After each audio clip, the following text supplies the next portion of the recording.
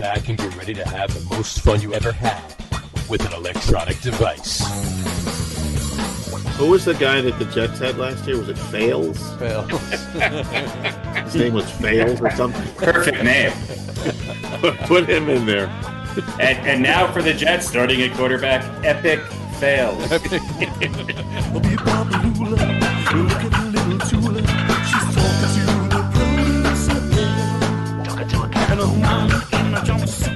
All right, everybody, welcome out to the Log Room.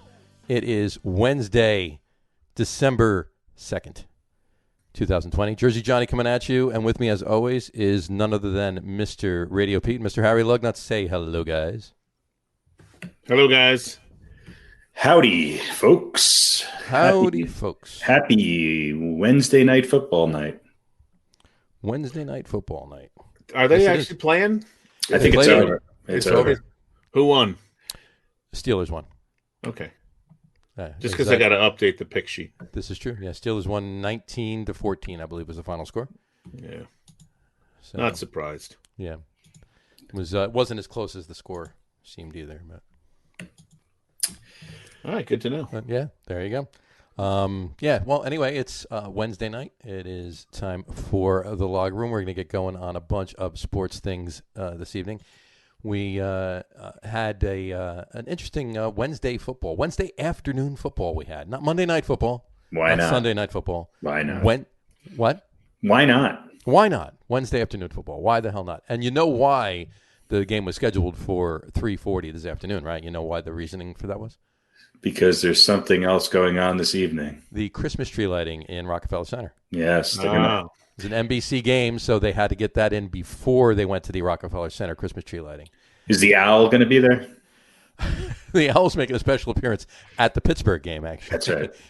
I figured they'd want to start early just in case they had to postpone it for another couple hours. We could push it back to 6:30, I guess. Get that guy an IV and get him out there. Get him out. We need 38 for them to actually be able to play. So. Out of all of the things that have upset people this year, I think the selection of that tree for Rockefeller Center, I've never seen more angry idiots on the intermedia's Instaface things. I'm just like, Intermedia's Instaface. Settle down. It's just a tree. Yeah. Well, I mean, it's appropriate, right? I mean, it's definitely appropriate. They should have just put up a Festivus pole and stuck What's wrong with the tree? I haven't looked. Oh, it was a little sparse. Yeah. Oh, okay. It looked like my bank account. Was it from a California forest that it had burned? That's right. And they kind of brought in the smoldering. Might as well be. It was beetle kill pine. That would have been even more appropriate. Well, actually, I heard today. I think that I forget what year it was, the 2000 something. The last time they had a football game on Wednesday was they put a Thursday game on Wednesday because Barack Obama was making a speech at the Democratic convention. Oh, and so that's why they postponed the game. So there you go. Obama and COVID. Obama and COVID are the two reasons to play football on Wednesdays. But was that game on Wednesday night or afternoon? I think it was Wednesday night. There you go. Do you guys? How much stock do you put into the? It's not about who's available, because people were saying why Pittsburgh's getting screwed over here, and there were certain other games that were not postponed, like the Denver game. Why Denver didn't have a quarterback? Why not postpone that game? And the league saying, well, we don't postpone it because of the players who are out. We just have to make sure there's enough guys or whatever. Right. Yeah. Well, but it kind of seems like this game, because a lot of people are saying just have a week 18 and play this game week 18. Sure. Maybe it'll mean something. Probably not. It might probably mean something for Baltimore, but most likely not for Pittsburgh. Right. So they had to get this game in because it's Baltimore and Pittsburgh, and it's a big ticket game and all that. Well, do you guys put any stock in that, or do you believe the NFL that it's not about the people who are available? It's not, it's not about the size of the crowd or the market share or whatever. It's just about if they have enough guys, then we're going to play. I think it's timing. I think it's if there's a COVID outbreak and it's earlier in the week, then they can preemptively postpone it to make sure that the protocols are in place. The Broncos, I mean, that was a last minute deal and kind of stupid for a room full of quarterbacks to all be taken. I mean, maybe we should be socially distancing our quarterbacks. Well, that was the other thing, is they were saying, well, they ignored the rules. And so the NFL was, without saying it, was kind of saying, well, if you're not going to follow the protocols and all your quarterbacks are going to get sick, then the hell with you. You're idiots, and you deserve what you get. Yeah, but if that was Kansas City, would they be starting? Well, that's right, and that's the whole. I mean, to move this game 3 times, it seems like, like, why just do it a week 18? Right. And more what Harry was saying, though, I agree. If the Broncos game last week, if that was the Chiefs, they would have postponed the game. They would have moved stuff around. I'm sorry. I just don't believe that if Mahomes was out because of being quarantined and the rest of the quarterbacks on that staff, and they had to move some stuff, I think they were not believe 1 minute that they would not have moved the game. And I think they were trying to. They're like, all right, the Broncos, let's face it, are not going anywhere this year. Let's at least use this as a learning experience or an example of some sort. Right. Yeah, that's what people were saying. They did say teach them a lesson. They did say, however, that the New York Mets actually had more healthy Denver Broncos quarterbacks than the Denver Broncos did. So he won't go away. He just won't go away. And I just pray, ironically, that he goes the fuck away. The real not a big Tebow fan, are you? No. He's the one guy I'll take Daniel Jones over. The real irony of that is that the Broncos quarterbacks that were sick are all better hitters than Tim Tebow. They're all better hitters. Yeah. So, irony amongst irony. I'd be happy to trade. I'd be happy to trade one of those guys for Tebow. Yeah. That's hysterical. That's great. I love that. The Mets farm system had more starting quarterbacks. Yeah. Oh, that's funny. Oh, we had, speaking of the tree, Beer Samurai Dave said Charlie Brown's tree, if Charlie Brown was a giant. That's the Charlie Brown was a giant, but so were all of the other peanuts, ironically. This is true. That's why Schroeder's piano looks so small. Yeah, there you go. Woodstock was actually 6'5". Yeah. Exactly. Yeah. Oh, man. Okay, well, let's get into a little of the Giants for a hot second here. They are in first place. Giants are in first place. Oddly enough, in a division again, that's like I said the other week. That's like being the least stinkiest shirt in the laundry pile. But they're in first place, and the defense looked pretty good though. For the most part, throughout the game. And I know they were only playing the Bengals, but the Bengals, they're not they're not the worst. 2-8-1 team out there. Well, they were also without their best player, right? Of course, two of their top 3 best players. Look, the Giants look okay. Everybody, I don't mean to be the Giants, rain on the parade guy, right. but I'm going to be. The Giants snuck out a win against a Bengals team without their best player. And yay, we won a game against other NFC East teams. Well, you know what? Here's my take on that game, and I'm not gonna like blow smoke up anybody's ass, but the game, I don't think it was as close as it seemed. For the most part of the game, the only score that the Giants gave up for the Bengals was a field goal. That return was special teams, and the other touchdown that they had. I'm sorry, and I've said it before, and I'm going to say it again. This year, there have been a lot of crappy calls from referees, and I don't know whether they're homers. I don't know. I'm not going to point any fingers. I'm not going to say there's any conspiracies or any crap like that. But I just think that there was that one, the third down play when they called pass interference in the end zone, which would have obviously resulted in another field goal for the Bengals. That was not pass interference, but there was holding by the Bengals. They didn't throw the flag for that. That's my point. And it was a blatant hold too. So whatever you want to say about it, the score wasn't as close as it was. I'm not giving a pass to the Giants. I'm not saying that they're the best things in sliced bread, but that's why I'm saying that the score was closer than it was. Not as close as it was, I should say. And that, my friend, is a very deep dive into a Giants-Bengals game. Yeah. Well, look, I mean, you could kind of say, this is a game that the Giants should have won more convincingly, considering.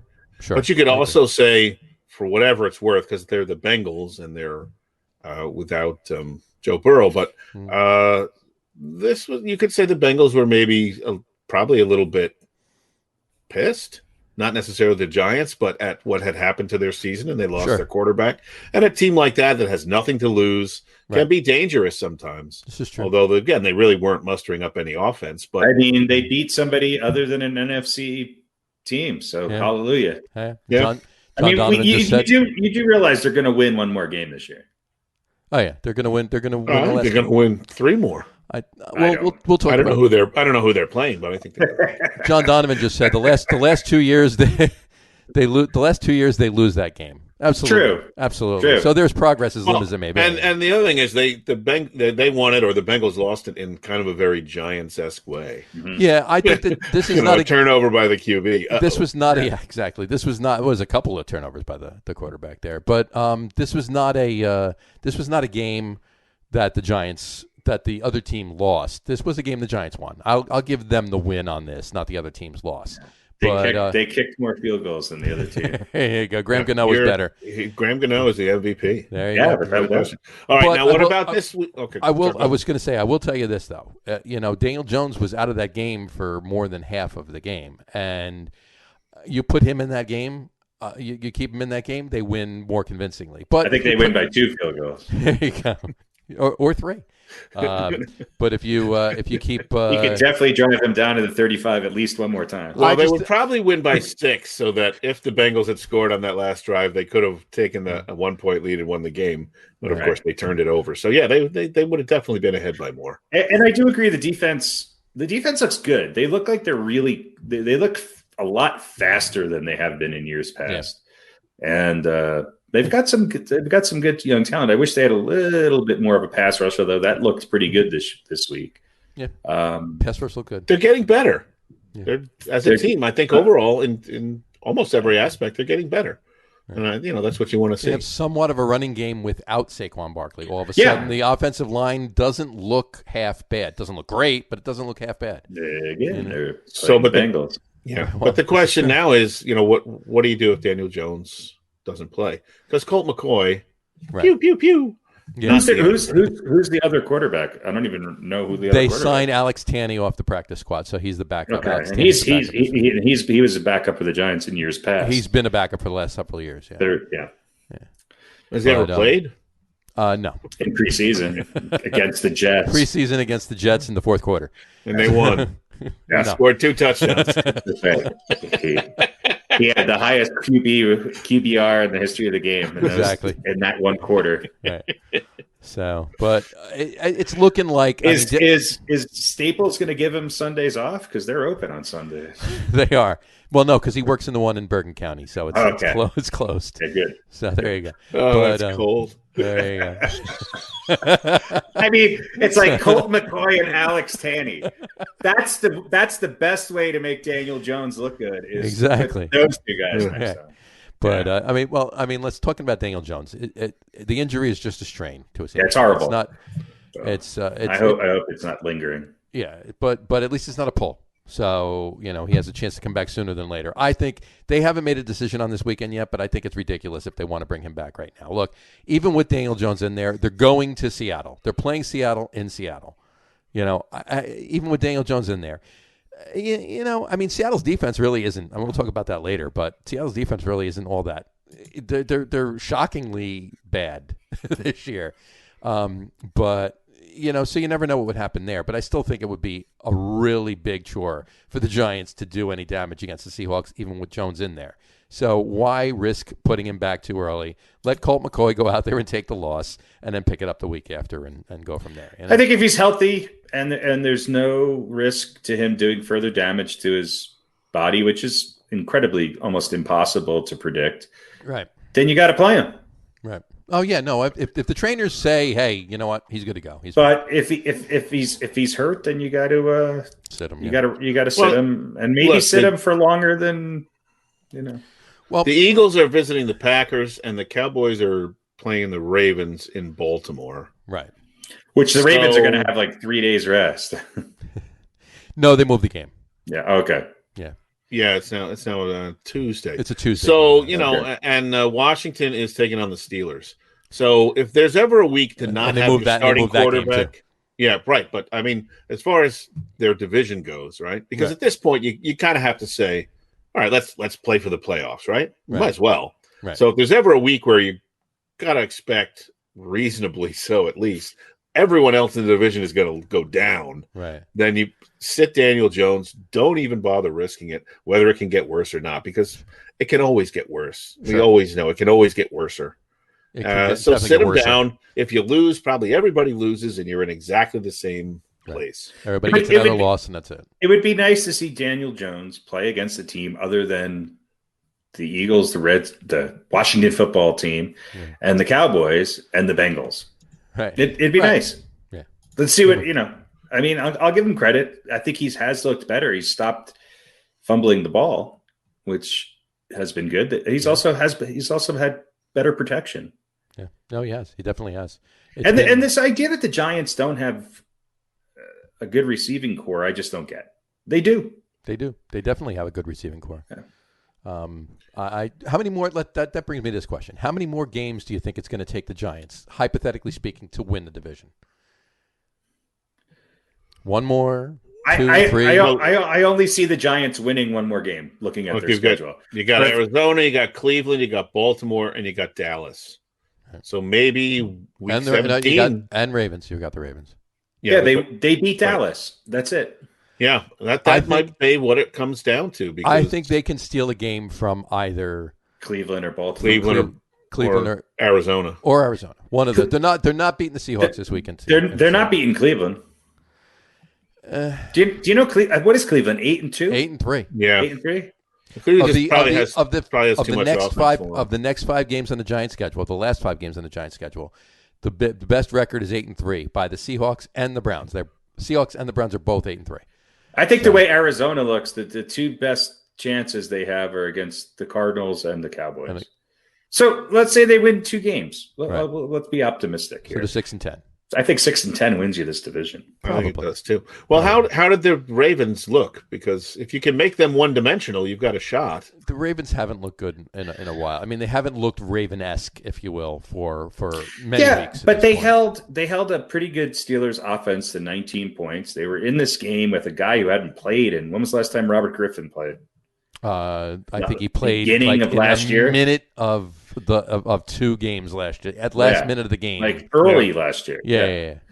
And you took away the Ravens, not only the Ravens' best player, one of the top 5 offensive weapons in the league. Right. Right. So, and Griffin gave the Steelers 6 points on a pick 6. So they're not beating the Ravens. Yeah, I guess not. Well, that's why I asked, because I had no idea what happened. You know what? Today. Though, maybe somebody can take Lamar Jackson out for a beer right before the game, and he he has to get quarantined again. And maybe the Giants continue to improve, and maybe their defense, maybe in 1 or 2 of these games, the defense can put some points on the board and take a little bit of pressure off the Giants' offense. Sure, I'm not saying it's not possible. But just looking at all of those teams who are now going to be coming into crunch time, playing for not only the playoffs, but for home field advantage and, playoff rankings. And a lot of those teams are going to be fighting just to get into the playoffs.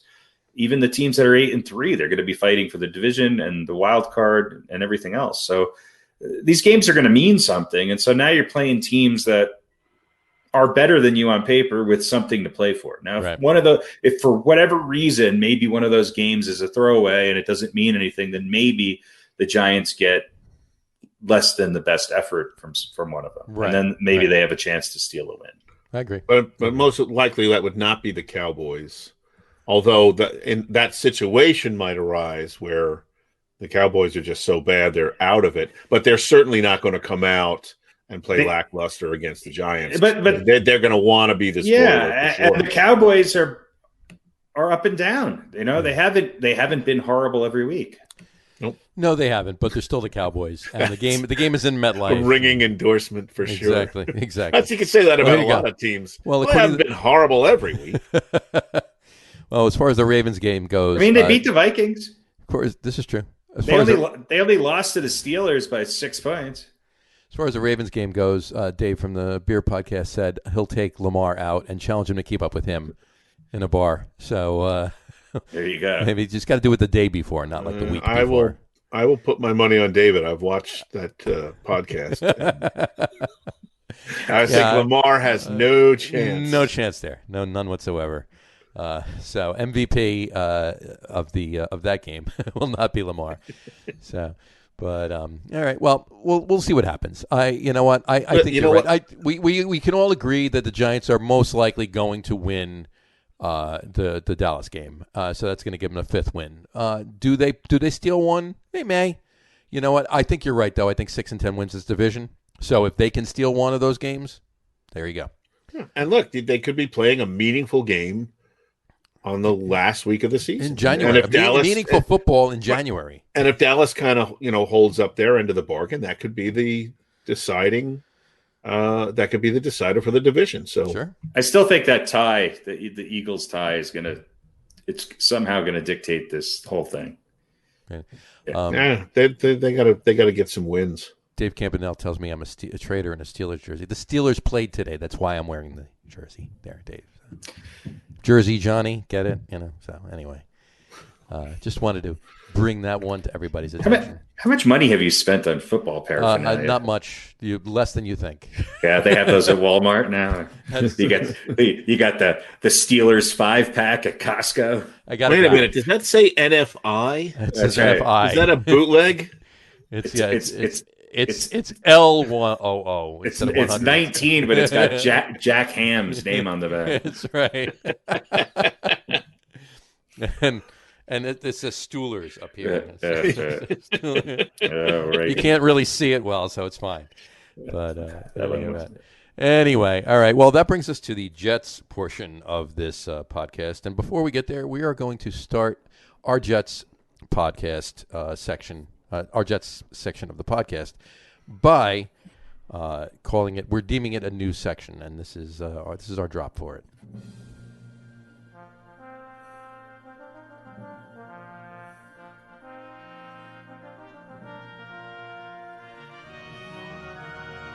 The quest for 16.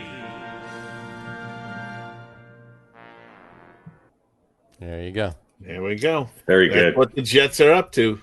They're on a quest. Is that the new Coldplay single? that was Coldplay. Yes, that was Coldplay.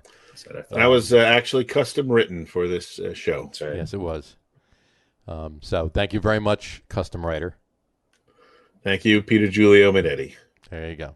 I believe that's his first ever fanfare. That is his first ever fanfare? Yeah, I think very so. good. Well, kudos to him. So, how about those Jets? Pretty good. They look pretty good. Pretty good for the quest for 16. They look pretty good. Yeah. Absolutely. Well, look, at least they're doing what they're supposed to do. At least Trevor Lawrence will go to New York. Well, maybe. Maybe. Remember, the Jags have the tiebreaker. So that's true. Yeah. And listen, the Jets just need to win one game. Yeah, Harry, I don't think this was a terrible pick last week. I mean, certainly we could say, it's the Jets and blah, blah, blah. But this seemed like, the Dolphins did not look good. No. They were kind of flat. This was a winnable game. Yeah, they definitely was a winnable game. And they came out pretty strong again. They came out pretty strong. Yeah.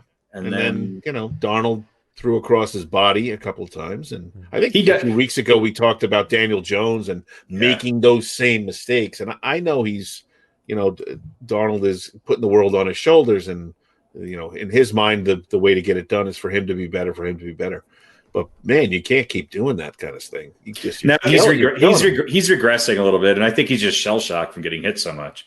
I mean, he's on pace to break the record for most sacks and hits. And, he's just – and then you don't really know how, what exactly the shape his shoulder is in. No, you really don't. You really don't.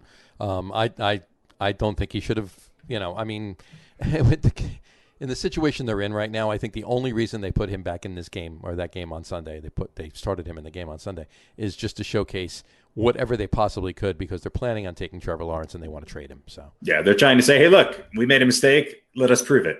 Right. Exactly. Pretty much. And in that case, he played right into their hands. Right into their hands, absolutely. Or right into the Dolphins' hands, more accurately. He had 179 yards, but he had no TDs and 2 interceptions. And Fitzpatrick only had 257 yards, but he had 2 TDs and no interceptions. So Fitzpatrick's a good quarterback. I'm sorry. I say that I think the Dolphins look, the Dolphins won 20-3. What would they have done with a healthy Tua? Who knows? Right. I still go back to, a couple when we had this discussion 2 or 3 weeks ago. I still think the Dolphins are a better team with Fitzpatrick in there right now. Right now. Yeah. Right. No, I agree with you. But let me ask you this: if you're on a trading block, if you're a team looking for a quarterback, not a franchise quarterback by any means, but somebody to take in and start immediately for your team that's going to win games for you next year after this year, are you trading for Sam Darnold or you're trading for Ryan Fitzpatrick? Oh, Fitzpatrick. Yeah.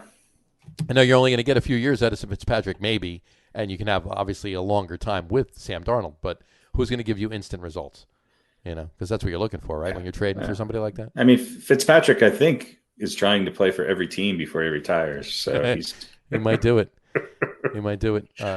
Josh McCown might have something to say about that, but they're damn close. So how many is Fitzpatrick? I mean, it's got to be 5 teams now, right? Who's that? Fitzpatrick or more? More than that. Yeah, 7. I'll look right here while you. I could actually see him back on the Jets. Fitzpatrick? I think he could be that elder statesman mentor. Yeah, for Trevor Lawrence if he decides to. I could see that. There. Yeah. Probably a good move for him. There's no better quarterback the first 6 weeks of the season than Ryan Fitzpatrick. He's like a good starting pitcher. You get him in there, you get 6 out of him, and then you there you go. You go to the bullpen. It's like he's go to the bullpen. He's like a lithium. His lithium battery has been run up and down a lot, so it just doesn't last as long as it really should. So, I could see him back in that role. Yeah. Look, there's nothing about this season that really the Jets are worth talking about. It's all what is going to happen. Are they going to, assuming they get that number 1 pick, which they still could blow that. Although Jacksonville looks like they're much closer to winning a second game, obviously, than the Jets are. But you never know what's going to happen. They could easily blow that. But even if they don't, sure, what do you do with Darnold? What do you get for him? Let me pose this question. Does Trevor Lawrence perhaps say, "I'm not going there. Don't draft me," because he could do that. He could. But let me ask you a different side of that question. If the Jets do have the first pick, and they don't take Trevor Lawrence, I mean, are Jets fans just going to revolt, or are they going to sit there and go, "Well, we got Darnold, so we may as well get whatever." If they don't take Trevor Lawrence with the first pick, they're idiots if they don't trade the first pick and get extra, picks. Yeah. And I mean, if they do that, and they're going to have to bring in a coach that the fans are going to feel is going to be good for Sam Darnold, because obviously Gase has not been good for anybody. Right. No. And I think, I mean, as a Jet fan, I haven't given up on Sam Darnold yet because he's still very young. It's only his 3rd season. And if a guy's broken after, 2.5, almost the end of 3 seasons. Geno Smith. Yeah. Well, Geno Smith was never Sam Darnold to begin with, though. True. But a guy that was Jets quarterback since Ken O'Brien. Yeah, pretty much.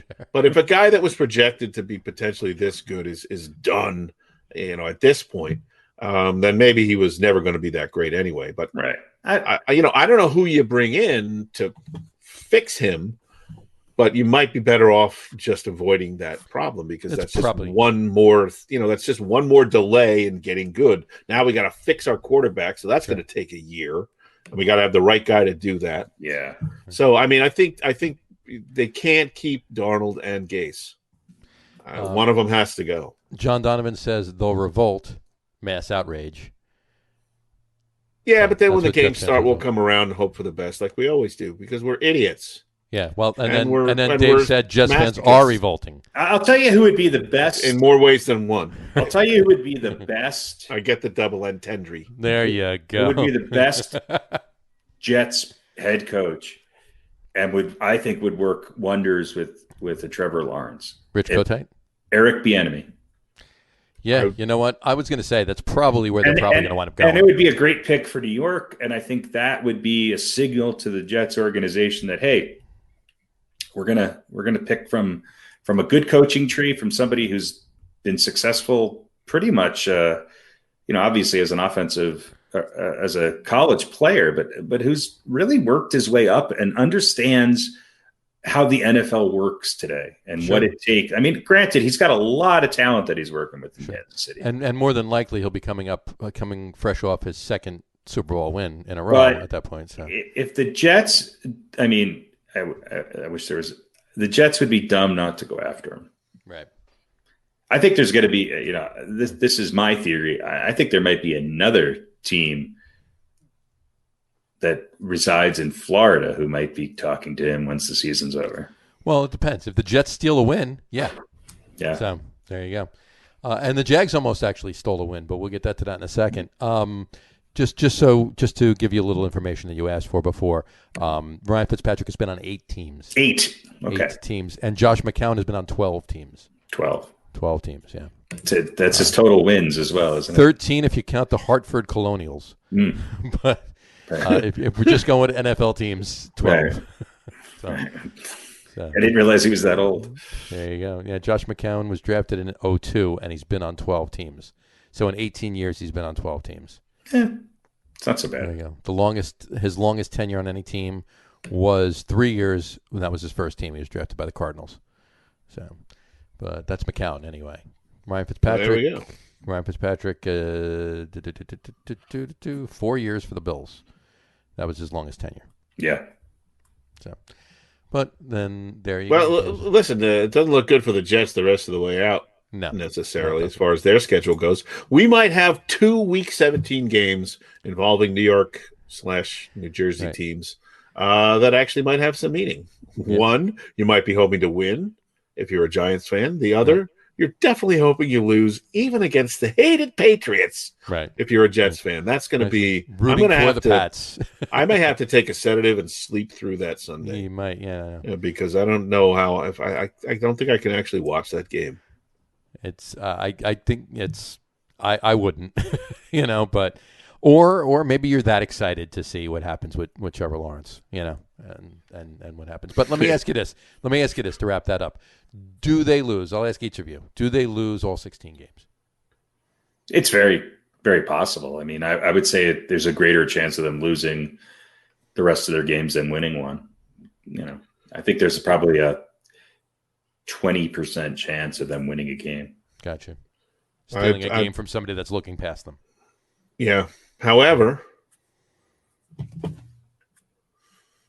they're the Jets. That's that hand signal. If they're going to, if they could do something to ruin getting the first pick, then they'll do it. That would be very Jets-esque. And what would be the most painful way would be beating the Patriots Week 17 on a last-second field. It's just going to be rip the heart out of the chest because that's how they do it. It'll be, we beat the Patriots. Shit.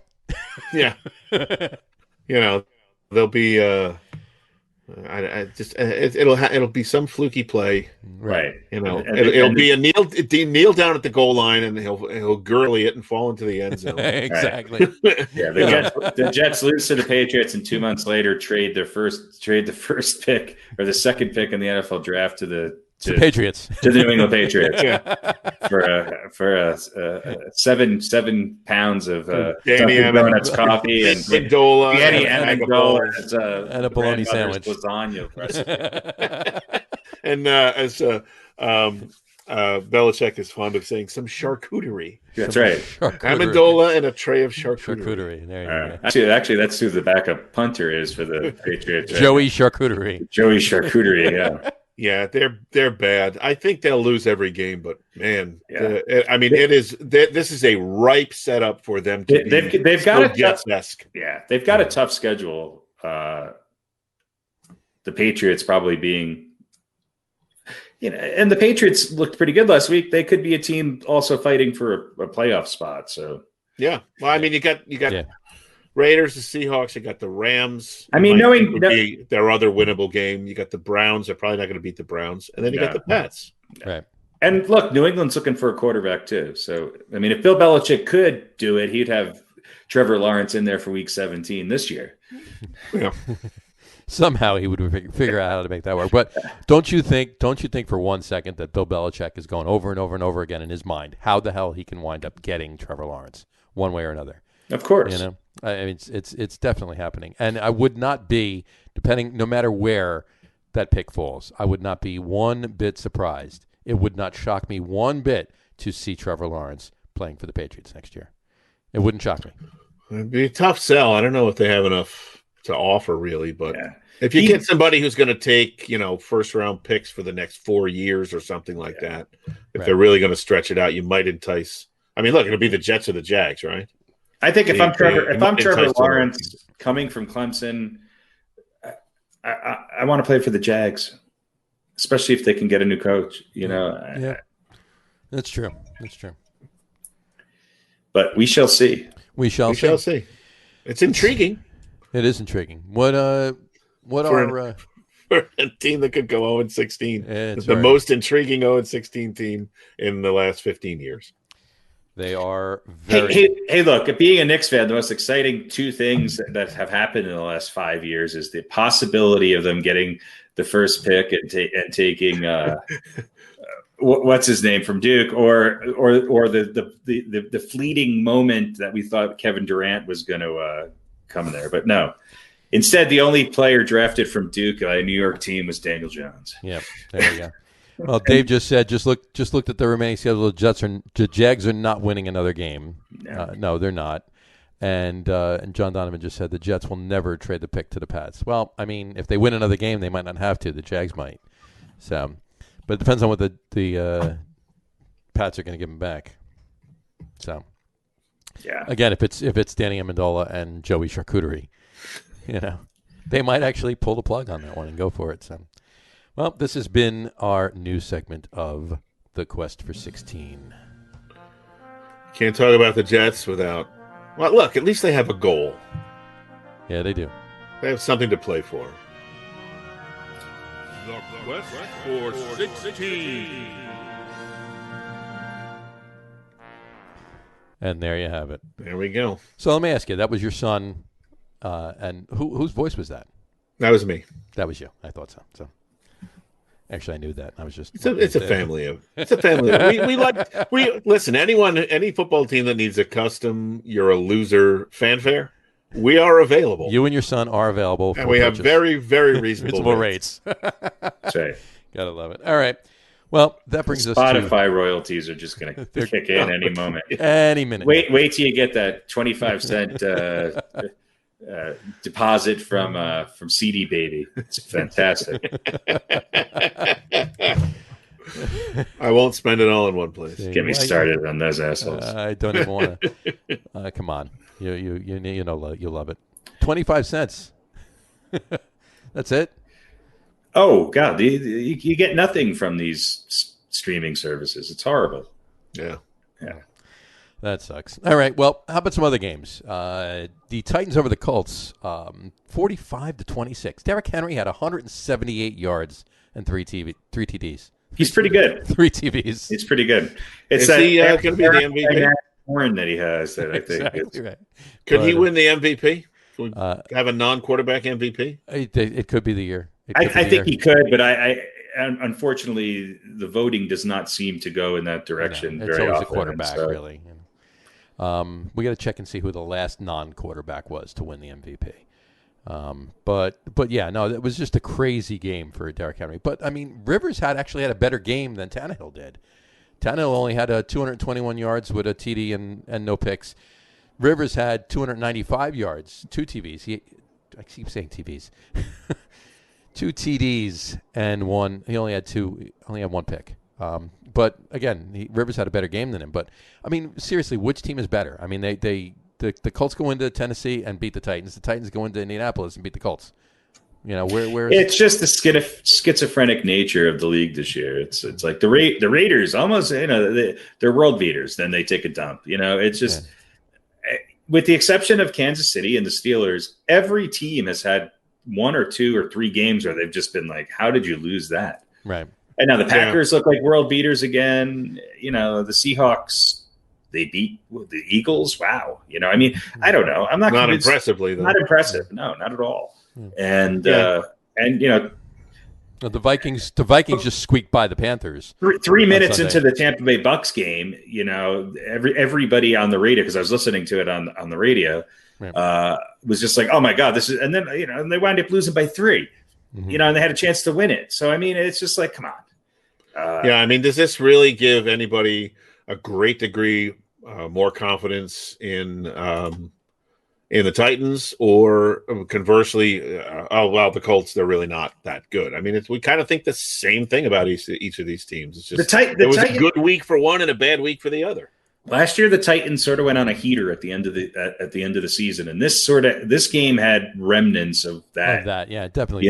Feed Derrick Henry. Their defense sort of stepped up, and enough ball control passing to win. They've got the talent to do it. They can win some games. I think Tennessee's a better team than the Colts are. Our resident stats looker upper, Adrian Peterson in 2011. That was I knew it was Peterson. I didn't know what year it was. Yeah. Last non-quarterback to win the MVP award. Thanks, Dave. Yeah. But it's that's because he not only led the league in rushing and was the Vikings' most dominant player, but he was also the second leading scorer on the Timberwolves that year. He was. Stat that gets buried a lot. It does get buried. He didn't start, but he came in within 5 minutes of the start of the game and came in off the bench. A lot of traveling violations, but other than that, he was. Like I said, and the Vikings, they just squeaked by the Panthers 28-27. But they started the season 1-5, and they went 4-1 in their last 5, and they're now in second place in the division. So I mean, the Packers should win that division, but I think the Vikings are better than the Bears. I guess if anybody's stock, did the Bears stock drop the most? Yeah, based on this past week. I mean, kind of going, they're done. Good. I think the Packers just ran all over him. It was 41-25, and it really wasn't even that close. No. I mean, Rodgers only had 211 yards, but he had 4 TDs. The running game was like crazy. They had 180 yards on the ground, over 180 yards on the ground. Yeah, Aaron Jones had 90. He was efficient. He was very efficient. Here's some stats for you, Packers Bears. I'm going to throw these at you really quick. Packers Bears all-time record. They've played 201 games. Packers and Bears. The Packers are leading it 100-95. They had 6 ties. At one point, the Bears led the series 81 games to 57 games. Green Bay's gone 43-14 since. So pretty good. In that span, there has been 19,612 heart attacks at either Lambeau Field or Soldier Field. Soldier Field, right? Exactly. Yes, and 1,700 sausage choking incidents. Yeah, I was going to say each one of those heart attacks Sunday. Each one of those heart attacks was accompanied by a crushed sausage and pepper sandwich. Exactly. And my bratwurst and a fallen cheese hat. Absolutely. But Aaron Rodgers' record versus the Bears, he's 18-5 with 48 TDs and 104 quarterback rating. Yeah, he's pretty good. Yes. I mean, this just in, he's pretty good. This just in, Aaron Rodgers is pretty good. Yeah. And speaking of pretty good, Aaron Rodgers has thrown 10 interceptions in 43 games since 2018. Conversely, Tom Brady has thrown 11 interceptions in 12 games this year. So, now granted, that's this year, and they're not the same quarterback. But Aaron Rodgers, only 10 interceptions in 43 games in the last 3 years. Yeah. So. Well, yeah, but the thing about Brady and this offense is they're not. They have a lot of talent, but they're not really doing what he does best, like they used to in New England. They're the Clippers. They're the Clippers. They're going downfield a lot, and that's not really his best game. 2012, he was wrong. Sorry, there we go. Adrian Peterson, 2012, not 2011. Sorry, thanks, Dave. Well, that's why do we even do a show?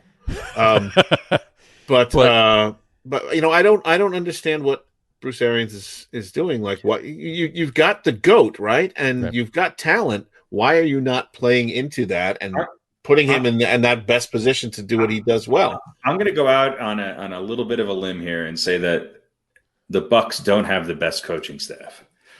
Because That's fair to say. Who goes into a game against Kansas City and says, you know what? I'm gonna start the game playing man-to-man defense against Tyreek Hill. And after he scorches me for 2 touchdowns, I'm going to continue to play that same man-to-man defense. Right. Yeah. I mean, look. And I'm going to throw deep a lot with Tom Brady. Yeah. Tyreek Hill had 203 yards receiving in the first quarter. Yes. Tom Brady doesn't have his usual, guys you never heard of before coming out of the backfield for 8-yard passes 20 times a game. Mm-hmm. That's what he needs. It's that California offense. He needs to dump it off to open up the vertical game. And look, he hit Evans. I mean, it wasn't like he had a horrible game. Yeah, he threw 2 picks. That's great. The Bucs defense just put the offense in a hole, and they're not the team that's going to come back from 20 points down and win a game. They almost did. Yeah. Here's an interesting stat for you. In the air, between both teams, between the Chiefs and the Bucs, 807 yards passing. I heard it was over 800 the other day. That's insane. That's like the Dolphins and the Chargers in like 83, 807 yards. Yeah. Mahomes had 462. Brady had 345. It's ridiculous. Yeah, those are pretty good fantasy numbers there. You think? Yeah, that was crazy. But yeah, that's the way the NFL is right now. I mean, really quick on the cards. What's up with the cards? People are starting to figure them out. I think that's got to be the reason. I think they're game planning against Murray a little better, and they're trying to keep him in the pocket and making him throw to take advantage of the fact that if you put people in his face, especially 6'4" defensive linemen with their hands up, he's not as effective. Right. And he's a rookie. So, you throw adversity at him, and it's going to fluster him sometimes. I mean, look, everybody was talking about him as an MVP runaway 3 weeks ago. So he's a hell of a player, and I think he's exceeded a lot of people's expectations for where he's at right now. But I think the Cards are just one of those teams that they're the Cards. Yeah.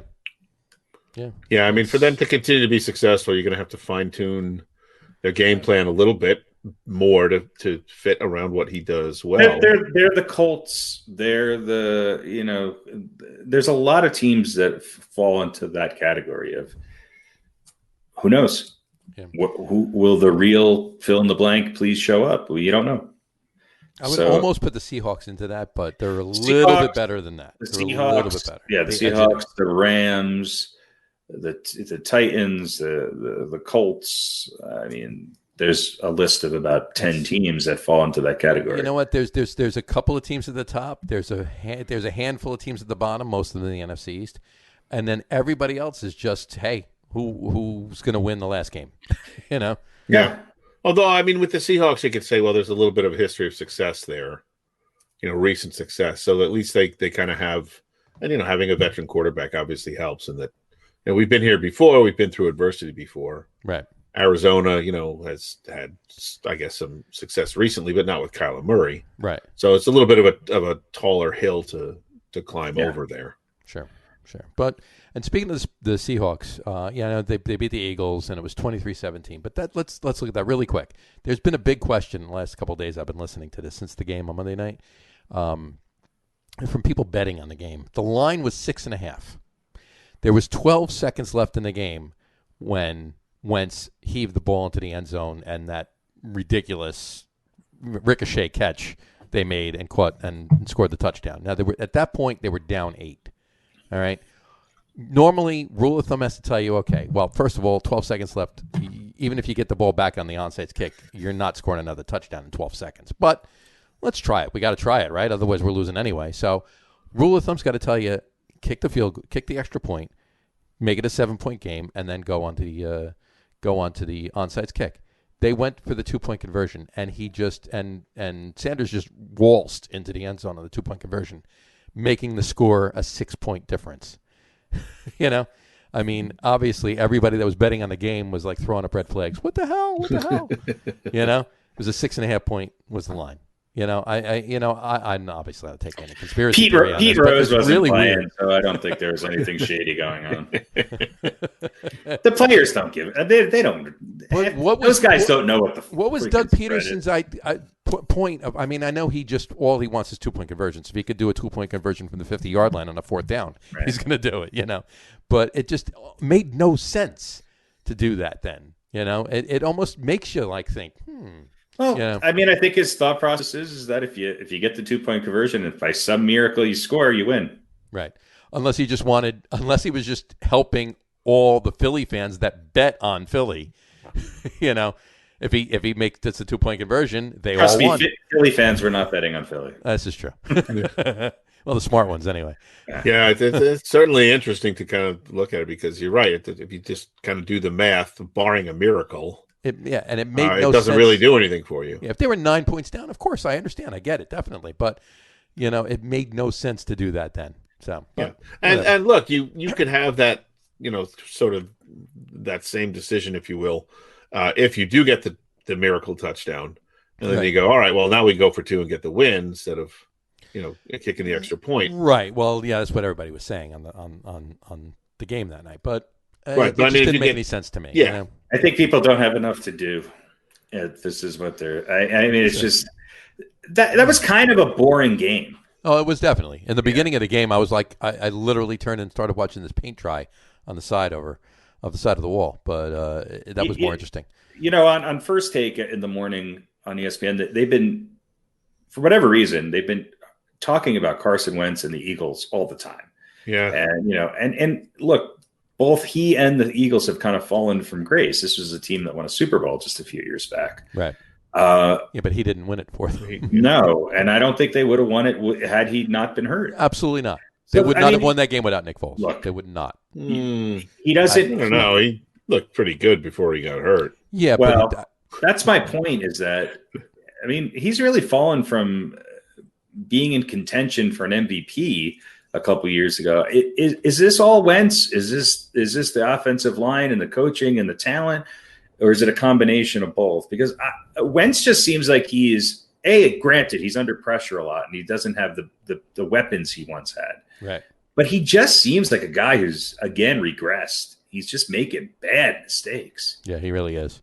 And he's the most sacked quarterback in the league. And part of that is, I understand. It's not his fault, but sometimes it is. Some of it is. Some of it is. Sometimes it is.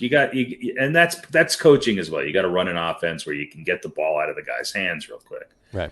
But the Eagles are just bad. Yeah, that's definitely the question that's been bouncing around: is how much is it him, and how much is it the offensive line, and how much is it the play calling, like you just said, that doesn't get the ball out of his hands, and he ends up taking a sack, and how much of it is him not getting the ball, throwing it away when he has an opportunity and ended up taking a sack, trying to do too much, which it's always, I think, whatever the percentage, and I certainly wouldn't be able to break it down, but whatever that kind of percentage is, it always is going to, I think, look worse for the quarterback. Yeah, of course. Especially when you were great. And they go, when you signed a huge contract. And right. And they go, he was the guy who, when he had all the weapons around him, he was great. Well, that's probably a bunch of guys. You could be great when you have a good line and you have a lot of weapons around. Look, Aaron Rodgers is really good. If you put Aaron Rodgers on the Kansas City Chiefs, I'm sorry. He'd be putting up numbers. I mean, I'm not saying he'd be better than Mahomes, but in some ways I think his passing yards would. Yeah. It could be. I mean, imagine Aaron Rodgers with Travis Kelce, that offensive line, that coach, that offensive scheme, and Tyreek Hill and the 7 Pro Bowl running backs that they have and the other 2. I mean, come on. Yeah. It's. I would love to see it.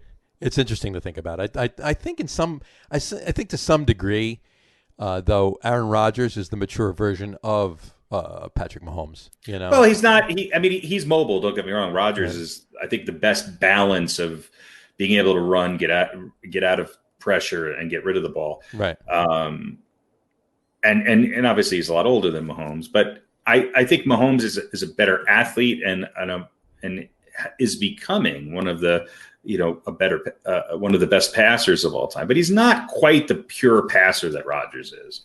But at the end of the day, if we, 15 years from now, if we redo our top 10 quarterbacks, you might have Aaron Rodgers and Patrick Mahomes creep further up that list. Yeah, you're absolutely right. I agree. I mean, it's all about Mahomes staying healthy, and if he can keep this talent around him, I mean, scary. I agree. It's scary.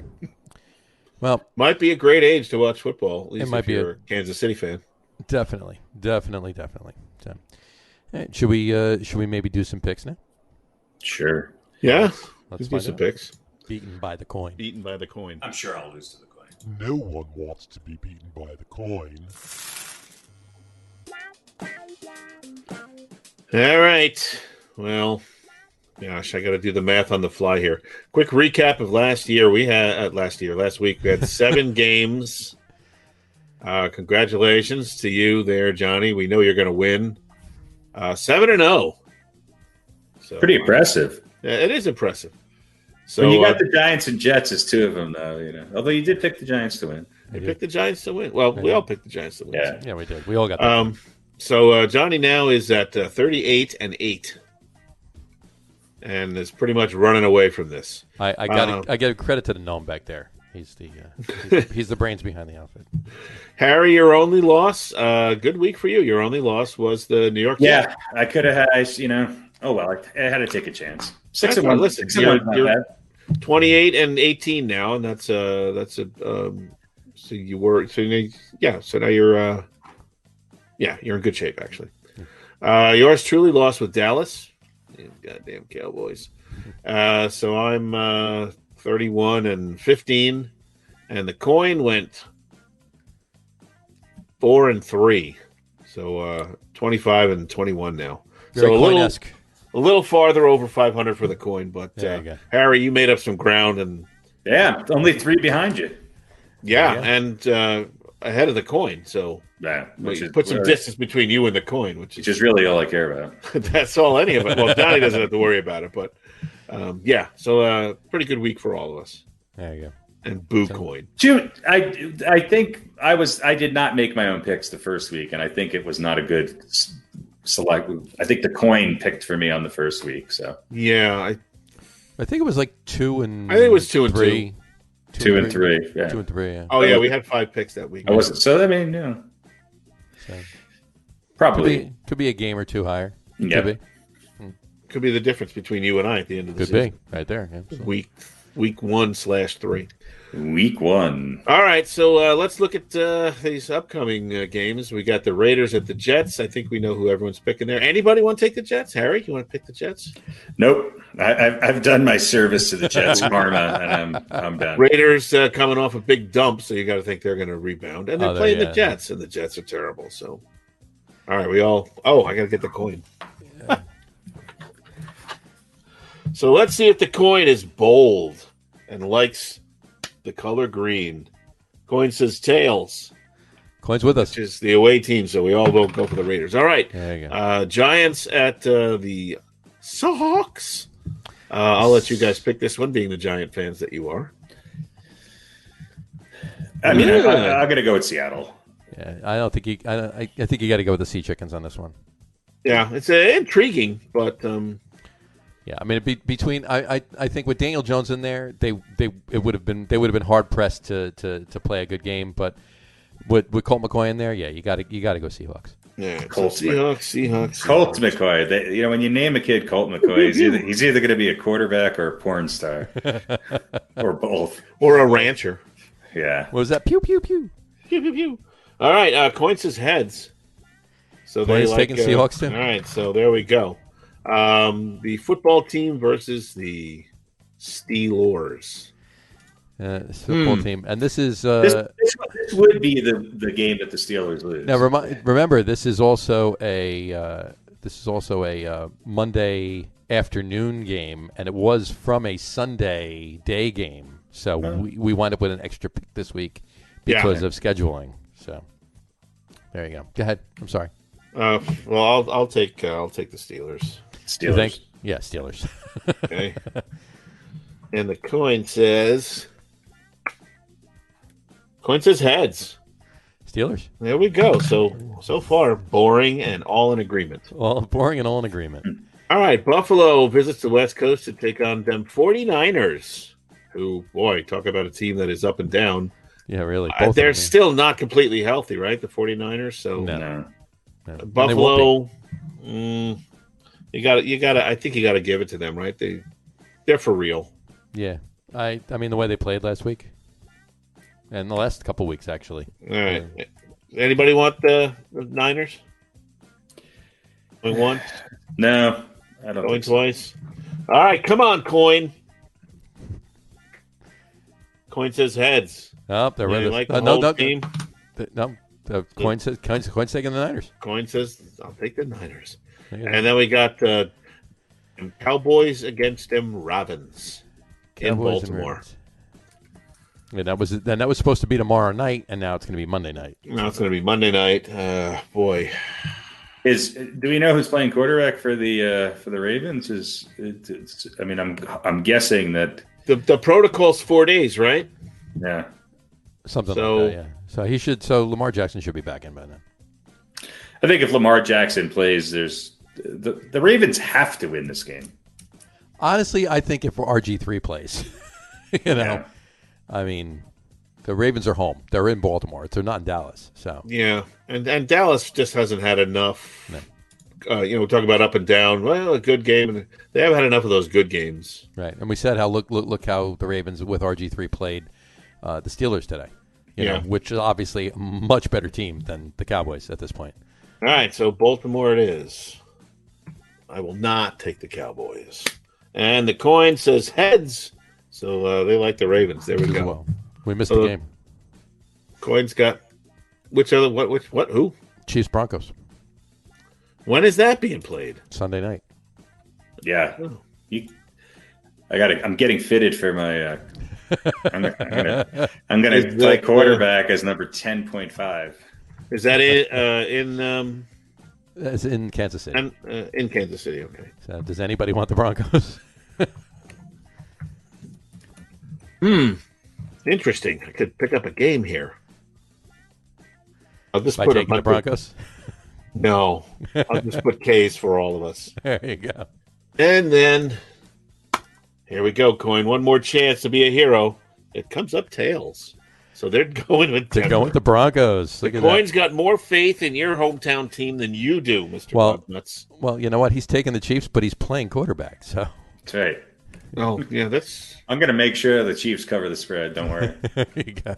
Take the under as well. Well, maybe the Chiefs cover the over themselves. Just some pick sixes, yeah. I got to throw a touchdown one way or the other, probably to a Chiefs player. To a Chiefs player, yeah. All right, so there we go. So the Coin's got two. We're all in lockstep, so none of us are going anywhere with respect to each other. With respect to each other, we have 6 picks that are all the same. Yeah, and there's really no reason for Harry or I to pick anyone other than who you pick because there's no way we're catching you. So we're all just better off maintaining and hope that the Coin does things like it did this week, right? Picking the Broncos against Kansas City, and then we just get farther away from the quarter here. Well, they picked the Broncos and they picked the Niners too. Those are the two. That's our Niners game. That Niners game. They're one of those teams, the Niners. I can't figure them out. I don't even know. That could be a win for them, definitely. Yeah. And I don't even know who's playing anymore for them. It's just like who's hurt, who's on COVID protocol. I mean, I don't know. Exactly. I mean, well, there you go. Beaten by the Coin. Those are our picks. Very nice. Beautiful. Don't put any money on anything, folks. No. Don't listen to us. Well, listen. If you can find a bet without the spread, just pick who John picks. Yeah. The guy's still got less than 10 losses, and we're in week 13 for crying out loud. Yeah, or week 10 for us. But he is picking the Giants and Jets every week. This is true. Yeah. Giants, Jets, and national games that are pretty much gimmies. So as we all are. Yeah. I'm no Kreskin, but yeah. But you're doing a little better than Terry Bradshaw. This is true. I do put my hat on that one. So, all right, folks, why don't we jump into our segment of top 10s? We're going to do our top 10s this week. Top 10 linebackers we're doing this week. Top 10 linebackers in NFL history. We have normally we have 10 for you. Sometimes we have 11 because we have a 10A and 10B. Today we have 12 for you. So you're just going to have to listen and find out why. So we're going to kick it off with number 10. And I think Harry's going to start us off with number 10. Number 10 is Mr. Chuck Bednarik, who was maybe the quintessential football player in the early days of the NFL. I think he played his entire career with the Philadelphia Eagles. He was a 2-time NFL champion, 8-time Pro Bowler, 10-time first team. And he was part of the NFL's 50th, 70th, and 100th anniversary all-time team. He was a guy who kind of invented the system. He was his parents were Slovak immigrants. He was born and lived in Pennsylvania, and I think he worked for Bethlehem Steel. While he was playing for the Eagles. Yeah, exactly. He's famous for one of the most vicious hits, I think, in the history. And look, he was a big dude. He was 6'3", 240 pounds, which for linebackers back in the day was pretty impressive. He was the first player drafted in the 1949 NFL draft. And he played both offense and defense. He played center and linebacker. Yeah, he played center. I mean, you get beat up in that position. Yeah, and he was a member of the Eagles NFL championship teams in 49 and 60. So, I mean, he kind of at the beginning and somewhat towards the end of his career. And he was he was just one of those guys who, when you think of tough old school football, I think his name just comes up immediately. And as far one of the best players during that era of the NFL, and certainly I think the best linebacker of that time frame, without a doubt. I totally agree. Concrete Charlie. Concrete Charlie, yeah. Yeah, the epitome of the old school, right? Yeah, defensive guy, no question. Yeah, I don't think I'd want to, meet up with him anywhere at any time. Would not. He just looked. There's only one other guy on this list who I think was as intimidating looking. You ever see his hands? No, I've never seen his hands. Totally. Yeah, in pictures. Totally, like fingers all broken. Yeah. I've seen that. Yeah. He was. And didn't miss any playing time. Nope. Because of that. Nope. He just broke his finger and kept playing. Broke 2 fingers on that last play. Yeah. Well, you got to go snap the ball. You got 8 more. Yeah. I got to go back to work at the steel plant. Right, exactly. I mean, the famous hit was against Frank Gifford of the Giants, and he knocked him out of football for a year and a half. Frank Gifford was out, like on the ground, just not moving. It's just done. Year and a half. It was such a vicious hit. It was ridiculous. Yeah. So, but there you go. Number 10, Chuck Bednarik. And he sold concrete. That's why he's called Concrete Charlie. He sold concrete in the offseason. There you go. Plus he drank it. Yeah, he drank concrete. All right, Pete. Why don't you give us 9B? 9B. James Harrison. Pretty good guy. Spent a number. Let's see, had 3 different stints with the Steelers, and that's where he's of course best known. 2002, then from 2004 to 12, and then from 2014 to 2017. Spent 2013 in Cincinnati, and then finished up at the end of his career with New England. So 4 times to the Pro Bowl. 4 times in All-Pro, 5 times to the Pro Bowl. 2 Super Bowl wins, 2008 NFL Defensive Player of the Year, and of course, I think he's still the Steelers' all-time sack leader with 84.5, and the 100-yard interception during Super Bowl 43, which is still, I think, the longest defensive play in Super Bowl history. So, that was just an amazing thing. If you got to watch that live, you should feel privileged, because it was a spectacle, and one of those, you were either rooting against him and going, why can't someone tackle this giant? Or you were rooting for him going, come on, another 4 yards. It was a really, an impressive feat, especially for a guy of his size. Yeah. James Harrison was kind of not one of a kind, but of a rare mold, let's say. Yeah, yeah. It definitely was a rare mold. And I think one of the youngest guys on our list, too. If not actually the youngest guy on our list, too. And when we have, but yeah, he was definitely intimidating looking, and looks like actually an actor. Whatchamacallit? That's been in a few movies. I forget. I was trying to think of who it was, but yeah, no, just crazy good numbers. The first year, his first stint with the Steelers was his first year he was drafted, but actually he was undrafted. It was a walk-on, right? If I recall. I think so. I think that's right. Yeah, and he didn't play much, and he went to the Ravens for a year, and then he not even went to the Ravens and was on the practice squad, and he was on the Rain Fire from NFL Europe. Went over there and played the rest of 2003, and then he came back to the Steelers, and that's when he shined. So, but yeah, James Harrison, number 9B on our list. I'll do number 9A. Number 9A is none other than Mr. Ray Nitschke. Ray Nitschke. Raymond Ernest Nitschke. You know me and my middle names. Raymond Ernest Nitschke. He was drafted in the 3rd round with the 36th pick overall in 1958 draft by the Green Bay Packers. Played his whole career with the Green Bay Packers. Won 2 Super Bowls, 1 and 2, obviously. 5-time NFL champion prior to the Super Bowls, 61, 62, and 65 through 67, the last one being, of course, the year they went to the first Super Bowl.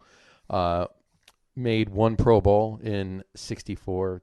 He's a 2-time first-team All-Pro, 5-time second-team All-Pro. He's a member of the 50th anniversary team, 75th anniversary team, the NFL's 60s All-Decade team. He's a member of the Green Bay Hall of Fame. His number 66 is retired, and he's a member of the Pro Football Hall of Fame, of course. He's just, he in college, he actually lost 4 teeth during a game. Just gone out of his mouth. 14 during the game. The dental plan was different back then. That definitely different back then. He was such violent hits and just a tough player. And he was good too. He intercepted passes and recovered fumbles. So he wasn't just a tackling machine, but just a crazy tough player. From that era back then, late 50s into the 60s, and just crazy. So those Green Bay teams were insane back then with defense. So. Yeah, well, there you go. Number 9A, Ray Nitschke. Harry, why don't you bring us to number 8? Number 8 is none other than Mr. Ted Hendricks, who was a 4-time Super Bowl champion. Started his career with the Baltimore Colts, won a Super Bowl 5 with the Baltimore Colts, and then proceeded to win 3 more Super Bowls with the Oakland Raiders. And he was drafted as a defensive end, converted to a linebacker, and he was one of these guys who sort of reinvented the position a little bit. He was big for a linebacker. He was super tall. He was a great pass rusher, but he was able to drop back, and he had great lateral movement for a big guy. And again, was just one of those really hard-nosed football players who seemed to be around forever. It's like he played in 3 eras almost.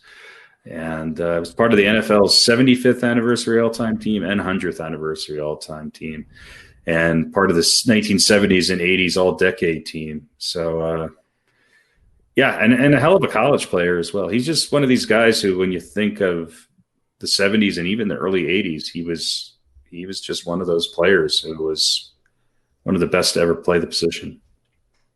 The Stork. Yeah. Yeah. Although I would say his height never seemed like a novelty. He was obviously tall for a linebacker, but like Ed Too Tall Jones, right. That was very noticeable and very, very much a part of who he was, or at least, in the by the broadcast teams and stuff. Sure. But Hendricks was just, he's tall, but he was just so darn good that it was never really the focus. Yeah, he was. I remember him kind of being. He looked like a big tight end playing. He looked like Rob Gronkowski playing linebacker. Yeah. But it was his wingspan. I mean, I bet his wingspan was probably close to 7 foot. He just seemed to always. I just picture him playing in Oakland Coliseum with those arm pads on, just knocking down every pass anybody ever tried. Hand up. Yeah. Hand up. That's it. It was crazy. He was a hell of a tackler, too. Yeah, he was. A great reason to be, a Raiders fan, even if they weren't, if they were like your secondary team, right? That was the glory days, and there were a lot of people in this country, no matter where they lived. You might have been a fan of Team X, but you were also a fan of the silver and black. And Hendricks is one of those guys that you could point to and go, that's one of the reasons why. Yeah. And also, like, it's like it's almost like you crossed over. It's like an old school player in the new school era back in the early 80s, playing from the 60s to the 80s. He played a long time, and he moved from strong side to weak side linebacker. The Raiders went from a 4-3 to a 3-4, which I think helped him a little bit, longevity wise. But he had a long career, 69 to 83. I guess it seemed longer though for some reason. It definitely seemed longer. Yeah. It was 3. I mean, he played in 3 decades. Maybe that's why. This is probably why. Yeah. So, well, there you go. And rough too. Oh, a much rougher game. Those were. They were. We always talk about the old school players. That that is the equivalent of maybe like a 16-year career for a linebacker these days. Yeah, which would be a really long time. The busiest person on the Raiders back then was their parole officer, and their lawyer. And those of you listening, we're not lying. Yeah. So anyway, all right, number 8, Ted Hendricks. All right, P, why don't you tell us who number 7 is? All right, number 7, you might be sensing something of a pattern here. The team with the greatest linebackers of all time, I think you could say the Steelers. You could probably say that. Yeah, I think, and this guy was one of them, Jack Ham. With the Steelers, 71 to 82, his whole career. 8 times an All-Pro, 8 times to the Pro Bowl. 1, 2, 3, 4 championships. Part of the Steel Curtain defense. 75 Defensive Player of the Year. Hall of Fame in 1988, and on the NFL 100 All-Team, as well as a couple others, I think. Fast. Could do pretty much everything. One of the most well-rounded or complete, you might say, linebackers probably that ever played the game. A guy who forced a lot of turnovers too. I think 52 or 53 turnovers throughout his career. And a big reason why the Steel Curtain was as great as they were. And a nasty-looking guy, just a guy you didn't want to go anywhere near. He looked cute compared to his partner in crime, though. Let's look at him again. There you go. Yeah, he was. I guess he was the handsome one. Well, he had more teeth. Yeah. So that I think one of the top 2 linebacking cores in the history of the NFL. With that. Oh yeah, and maybe the best. People talk about the Bears defense in '85, but that's Steelers defense. The Steel Curtain was insane. It was just, I think they're the second best linebacking core of all time. I do think that the '80s Giants linebacking core with Banks and Carson and Taylor were better, but those Steelers teams were incredible. Yeah, they were. They're the top 1 and 2 as far as I'm concerned, definitely. So, well, there you go. Agreed. Absolutely. Number 7, Jack Ham. I'll take number 6. Number 6 is none other than Mr. Dick Butkus. Dick Butkus. Richard Marvin Butkus, to be exact. Of course, if we're going to be formal about it. Look at that. Nothing says linebacker more than that. Right there. He left enough room in his face mask just so somebody can punch him if they wanted to. and he wanted them to. That's the thing. Go ahead. Make my day. He encouraged it. Yeah. So, but Dick Butkus, he was drafted in the NFL draft in '65 in the 3rd pick overall. round one. He was drafted in the AFL draft too, but obviously he went to the NFL. He played his entire career with the Bears, 65 through 73. Short career, 9 years, 9 seasons. But, he wanted to get into acting. So that was the time to do so. But just the crazy, crazy good numbers. An insane, tough guy, really. Eight-time Pro Bowler. Except for his last year, every year he played. 6-time first-team All-Pro, 2-time second-team All-Pro, 2-time NFL Defensive Player of the Year, 69 and 70, 75th anniversary team, 100th anniversary team, 60s All-Decade team, 70s All-Decade team. His number 51 in Chicago's retired. He was Lineman of the Year in 64. That was for college. And he and Big Ten Most Valuable Player in 63. He went to He went to Illinois for college and shine there as well. But and of course he's in the College Football Hall of Fame and the Pro Football Hall of Fame. But I think the thing that is his resume. Let's put it this way: his resume is staggering. And when you think about it, but that's just his nicknames. The Animal, the Enforcer, the Maestro of Mayhem, the Robot of Destruction. Those are his nicknames were a thing of beauty, basically. But his NFL career is nothing short of sensational. He's an 8-time Pro Bowler, and he only played 9 seasons. He same as my other guy. He Mr. Ray Nitschke. He and which is he picked up where Ray Nitschke was leaving off. Not obviously in the same team, but in the same division. He did jump on fumbles and picked off passes as well. So, but he was the first ballot Hall of Famer at 79, and just a crazy good and fun to watch in movies too. So, but yeah, and he really showed that the football persona was certainly not all that he was. If you look at Mike Ditka, who, has also done a little bit of acting, but he's always kind of been that persona, right? The tough guy with the hair. And, Butkus was way more than that, off the field when he became an actor.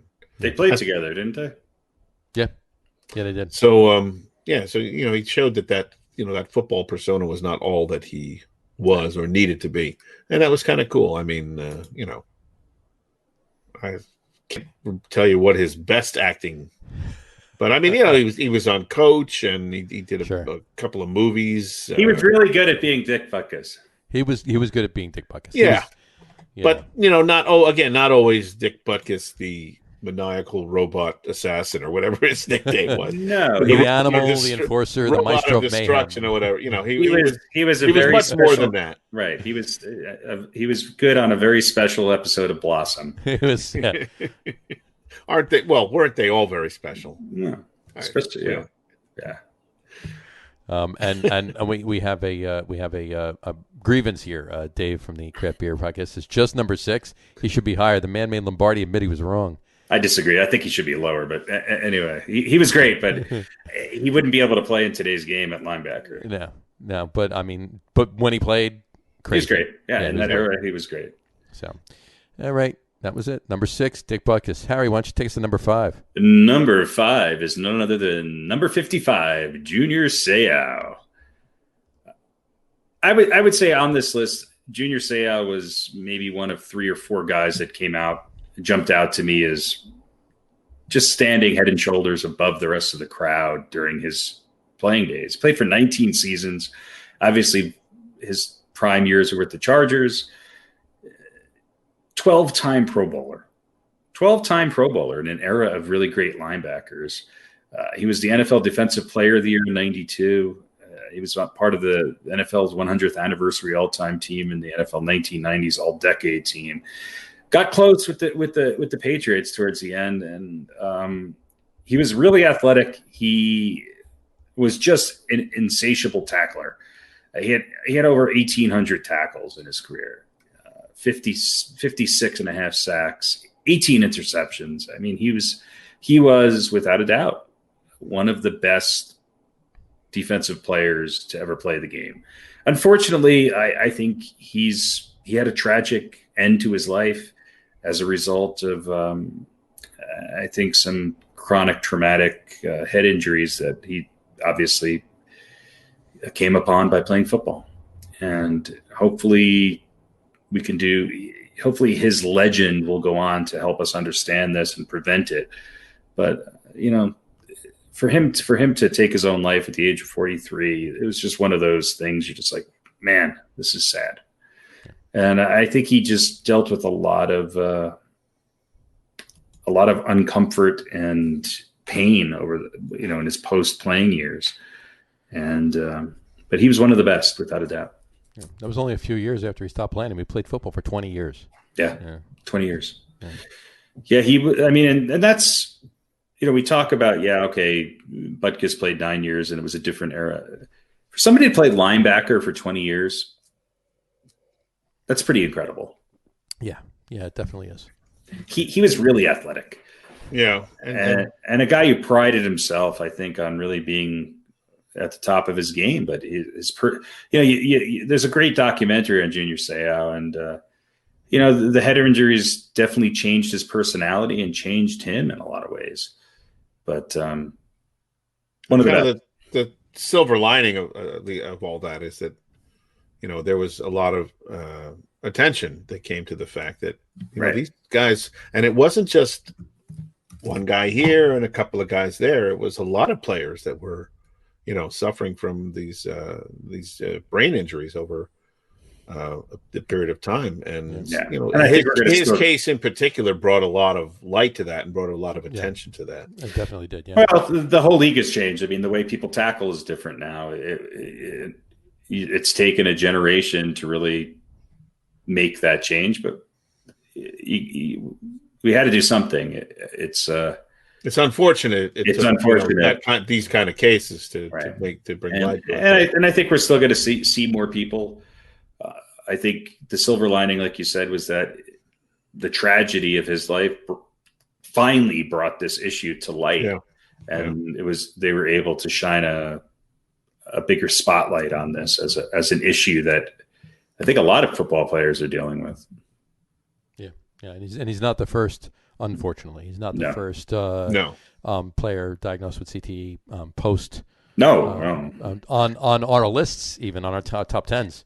Well, and obviously the NFL didn't really want a lot of this coming out at the time, and that's a whole discussion for another time. But like Pete said, at least the silver lining is that this brought this to a point where changes were made and are continuing to be made, and that's a good thing.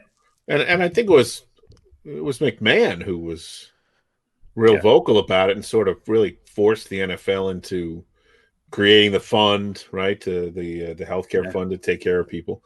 Yeah. So, maybe he was, I don't want to say inspired, but given a little bit of courage to speak out because of the plight of Junior Seau and other players as well. But sure, it's a shame and it sucks. But like you said, if there is a silver lining, that's it. It was not for naught. Right. Well, there you go. Number 5, Junior Seau. Pete, why don't you bring us to number 4? Number 4. This is 4B, right? We have 2 number 4s. I'm sorry. Yeah, you're right. This is the other one, folks. 4B. 4B. Ray Lewis. I looked at a kind of a bunch of different lists sort of for guidance on this rather than just picking off the top of my head, which would have been we would have had Chad Pennington on this list somewhere but if I did that. But this guy, Ray Lewis came up really high, number 2, number 3 on a bunch of people's lists. Yeah, he was. Number 4B on ours. 13-time Pro Bowler, Ravens, obviously from 96 to 2012, their glory years. 10 times an All-Pro, 2-time Super Bowl champion, MVP in Super Bowl 35, 2-time NFL Defensive Player of the Year. That was 2003. And in fact, I think he's the only linebacker to win Defensive Player of the Year and be the Super Bowl MVP in the same year. And, of course, in the Pro Football Hall of Fame. What can you say? One of the best who ever played. Also he might have kind of sort of killed a guy, although he him and his friends got acquitted, and he pleaded guilty to that. Obviously, obstruction of justice. Yeah. Obviously, after last week, killing somebody does not preclude you from being on our list. No, it does not. It does not. And I mean, look, that soured a lot of people on him, but just go back and watch film. There's no denying that Ray Lewis is one of the all-time great linebackers. Yeah, he definitely is. You know what? I can take you back 20 years ago and was not all too happy with the man and the way he played in Super Bowl 35, mainly because the Giants lost. But that defense of the Baltimore Ravens, I mean, the Giants. You know what? You can say what you want about Kerry Collins, and I think I did. About 20 years ago, too. I've got that's on disc. That's the forgotten Super Bowl. I don't even did that really happen? It really did. It's like it felt like that wasn't even a Giants team. I don't know. But whatever it is that Dilfer did, and that I screamed at the time, that game was lost. The Giants beat Minnesota the week before. And it was a week before. There was no a week off there, and it was 41-0. 41-0, and they put up a goose egg on offense in the Super Bowl a week later. The only 7 points they got was on a kickoff return in the second half. So, but that's all on Ray Lewis and that defense from the Baltimore Ravens. I mean, he was just a monster. It was insane. I think he's the last great linebacker. I mean, I don't think there's been anybody to come close to him since. And in the 2000s, I think he's probably top 2, if not the best defensive player on the field during those years. Sure. And he just changed the game, and he was the identity of that Baltimore team. Yeah. It came through. They were nasty team, man. They made the Detroit Pistons of the 80s seem like ballerinas. Yeah. Not that ballerinas aren't tough, because they are. You do that to your feet, and even Jack Lambert's going to have to ice his feet. He's going to have to ice his feet. So, well, there you go. Number 4B, Ray Lewis.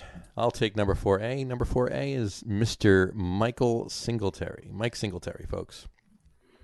Mike Singletary, he was drafted in the second round with the 38th pick of the 81 draft. He played his whole career with the Bears, 81 to 92. And he was a Super Bowl champion in Super Bowl 20, as we just said before. But 10-time Pro Bowler,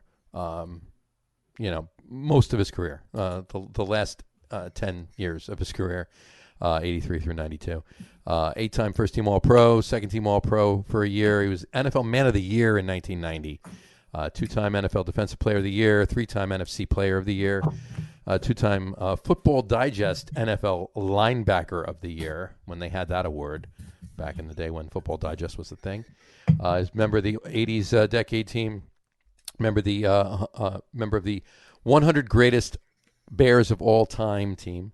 And he's also a member of the College Football Hall of Fame and the Pro Football Hall of Fame. But, he totaled 1,488 tackles in his career.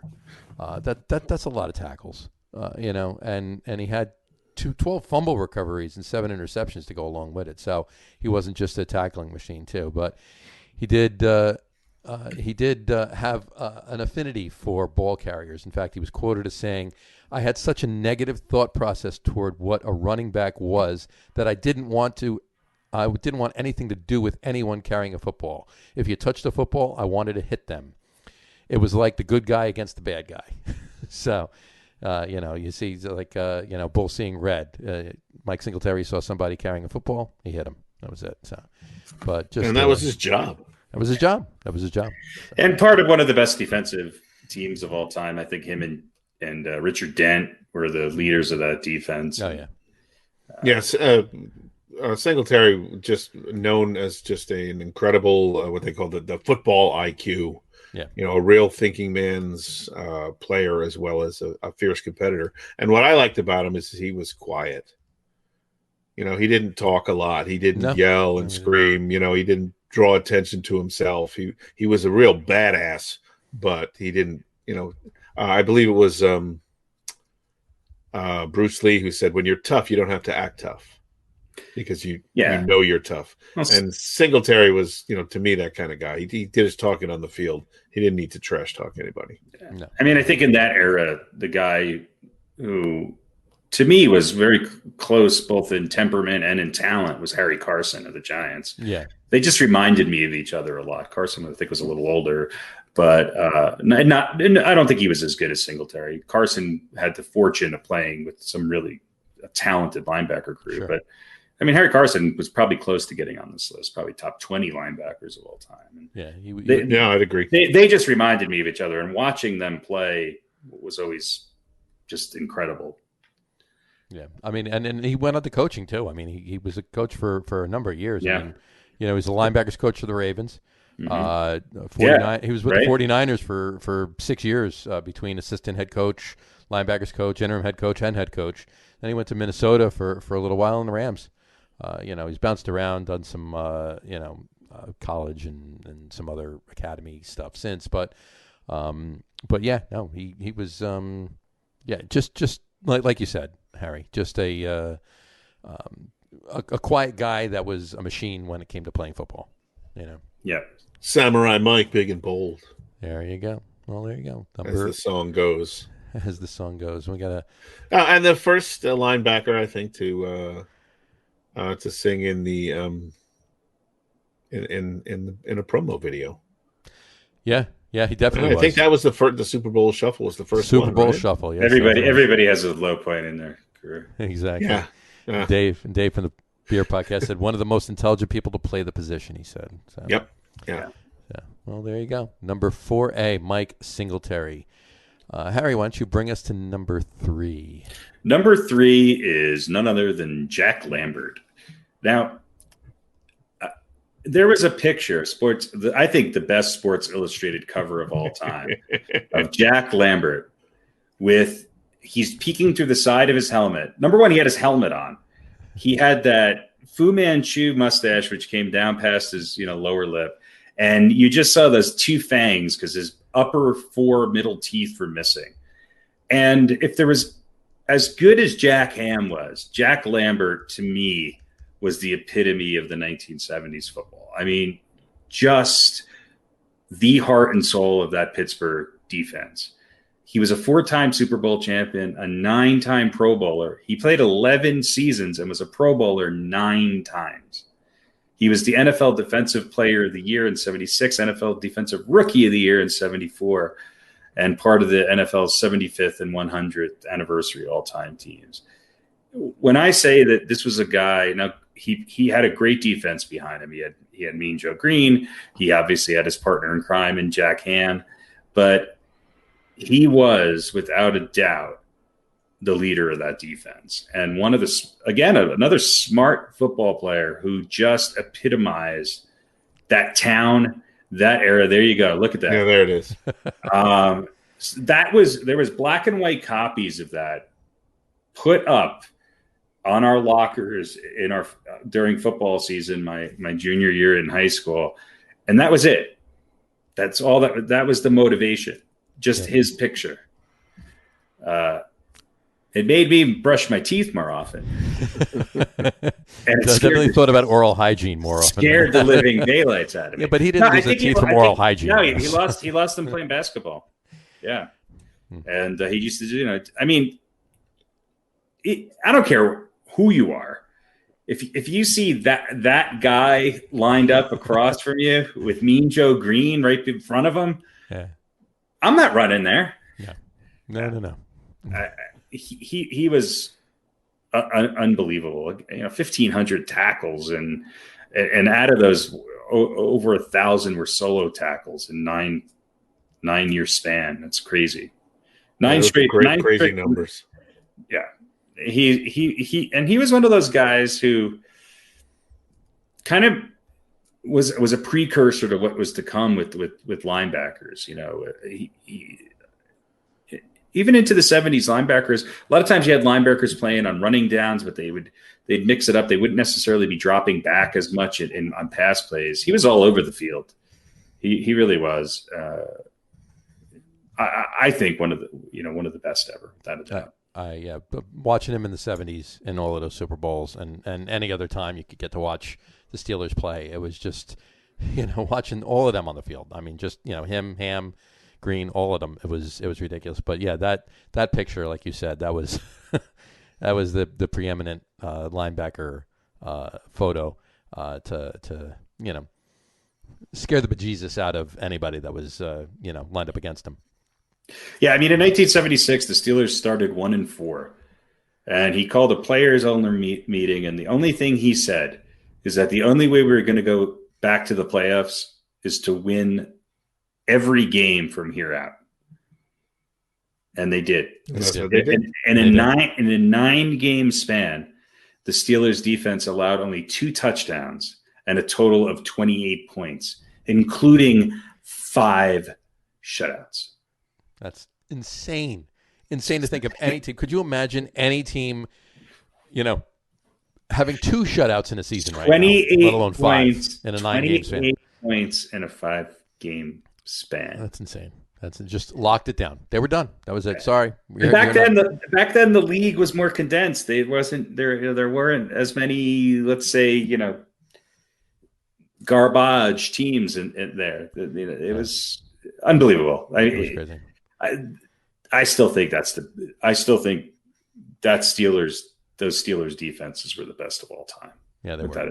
They were crazy. Well, there you go. Number 3, Jack Lambert. All right, folks. Pete, why don't you bring us to number 2? Number 2, Derek Thomas.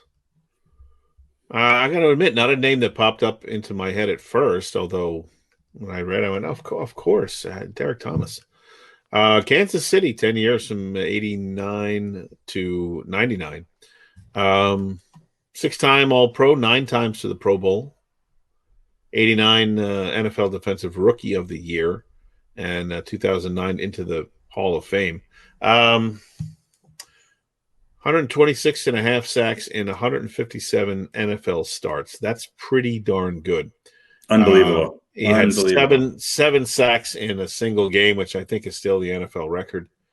And unfortunately, his life was cut short, a car accident, and some injuries, which led to him passing away at the age of 33. He would have been probably a little bit higher on this list. And I would say probably the guy who I don't want to give away who's number 1. I think we know who's number 1, but of anyone who ever played, the guy who would maybe remind me the most of number 1. Absolutely. Yeah. Absolutely. Was Derek Thomas, just able to do apparently anything he wanted at virtually any time, and an absolute disruptor, able to kind of take over games, and just a brilliant player, an incredible athlete, and number 2 on the list. Yeah, I think he might have been the best pure pass rusher I've ever seen, and he was the closest to who's the obvious consensus number 1. I think his career was definitely cut short, but I remember that game when he was it 7? Did you say it was sacks in one game? Or whatever? Yeah, 7 sacks in one game. I think it was a Monday. I think it was a Monday night game, if I'm not mistaken. I could be wrong there. Maybe I'm remembering it wrong, but really great. And those Chiefs teams back then, they were on the verge. Christian Okoye and some of these other, they were good teams, and he was a big reason for that. They were right there. They were. I mean, most of it. The Bills and the Oilers were good too at that point too. So. And he was one of those guys that you would game plan for. You had to take him into account, and other teams would do things to try and stop him. And more often than not, they would fail because he was just that good, or able to figure out how to nullify whatever steps they were taking to sort of nullify him. Yeah. It was against Seattle, and it was a Monday night game on Veterans Day. So that when he had those 7 sacks, I remember that game. I was just like, I can't believe I'm seeing this. Yeah, I remember it too. It was crazy. It was like every play. It was ridiculous. He was another guy. I think the reason why he doesn't jump out is he played at the time on a team that didn't get a lot of national coverage. They weren't on television a lot. And he was quiet. He was another intellectual kind of guy who wasn't a big rah-rah guy. You never heard much about him. And I think he was in the shadow of some other linebacker. I mean, he played in an era of some great linebackers. Obviously, I think he kind of came, maybe a little bit, couple years past, number one on our list, but he was certainly in his shadow, but he lived up to it, man. He was fantastic. Yeah, he really was. And yeah, his like you said before, it's unfortunate with the car accident and that, and his life getting cut short. But if that didn't happen, I mean, I don't know that he would have made it to number one.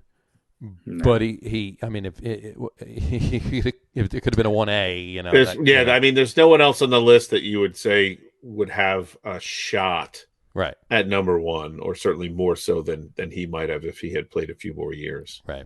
So. I don't think he would have been, but I don't think he would have been. But it might have been a 1A, 1B. It might have been. He might have been cemented into that number two a little bit more than he was, or something like that. So.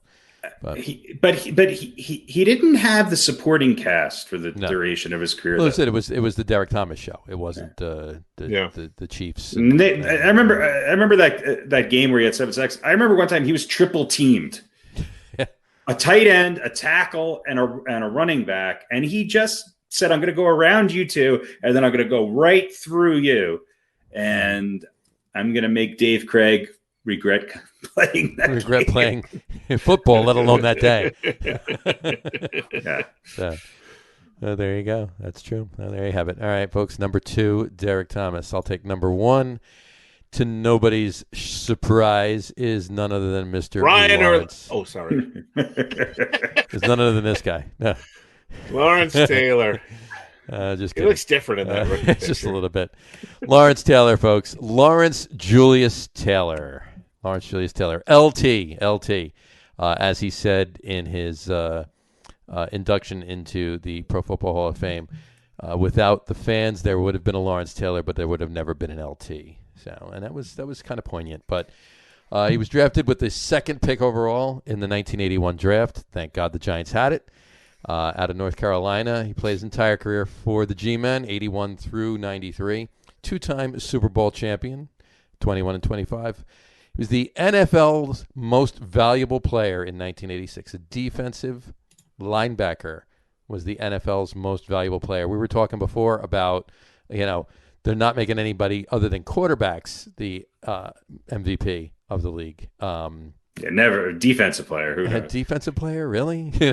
So, only one of two to ever win that one award. Of two, yeah, and the other one was Alan Page. Yeah, and he's the only linebacker that was a defensive player for MVP.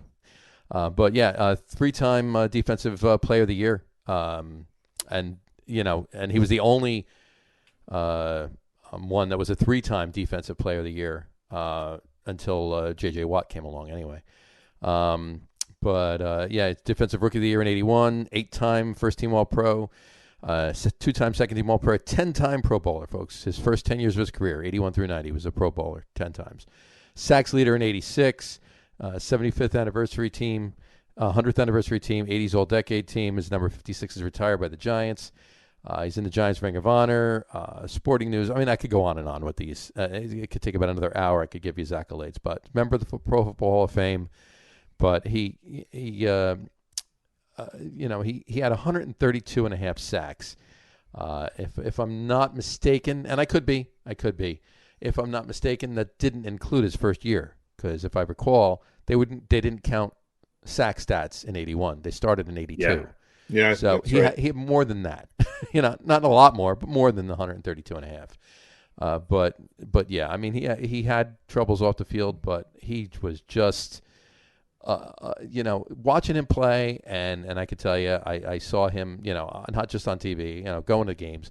It was just a pleasure to sit there and watch this man do what he did.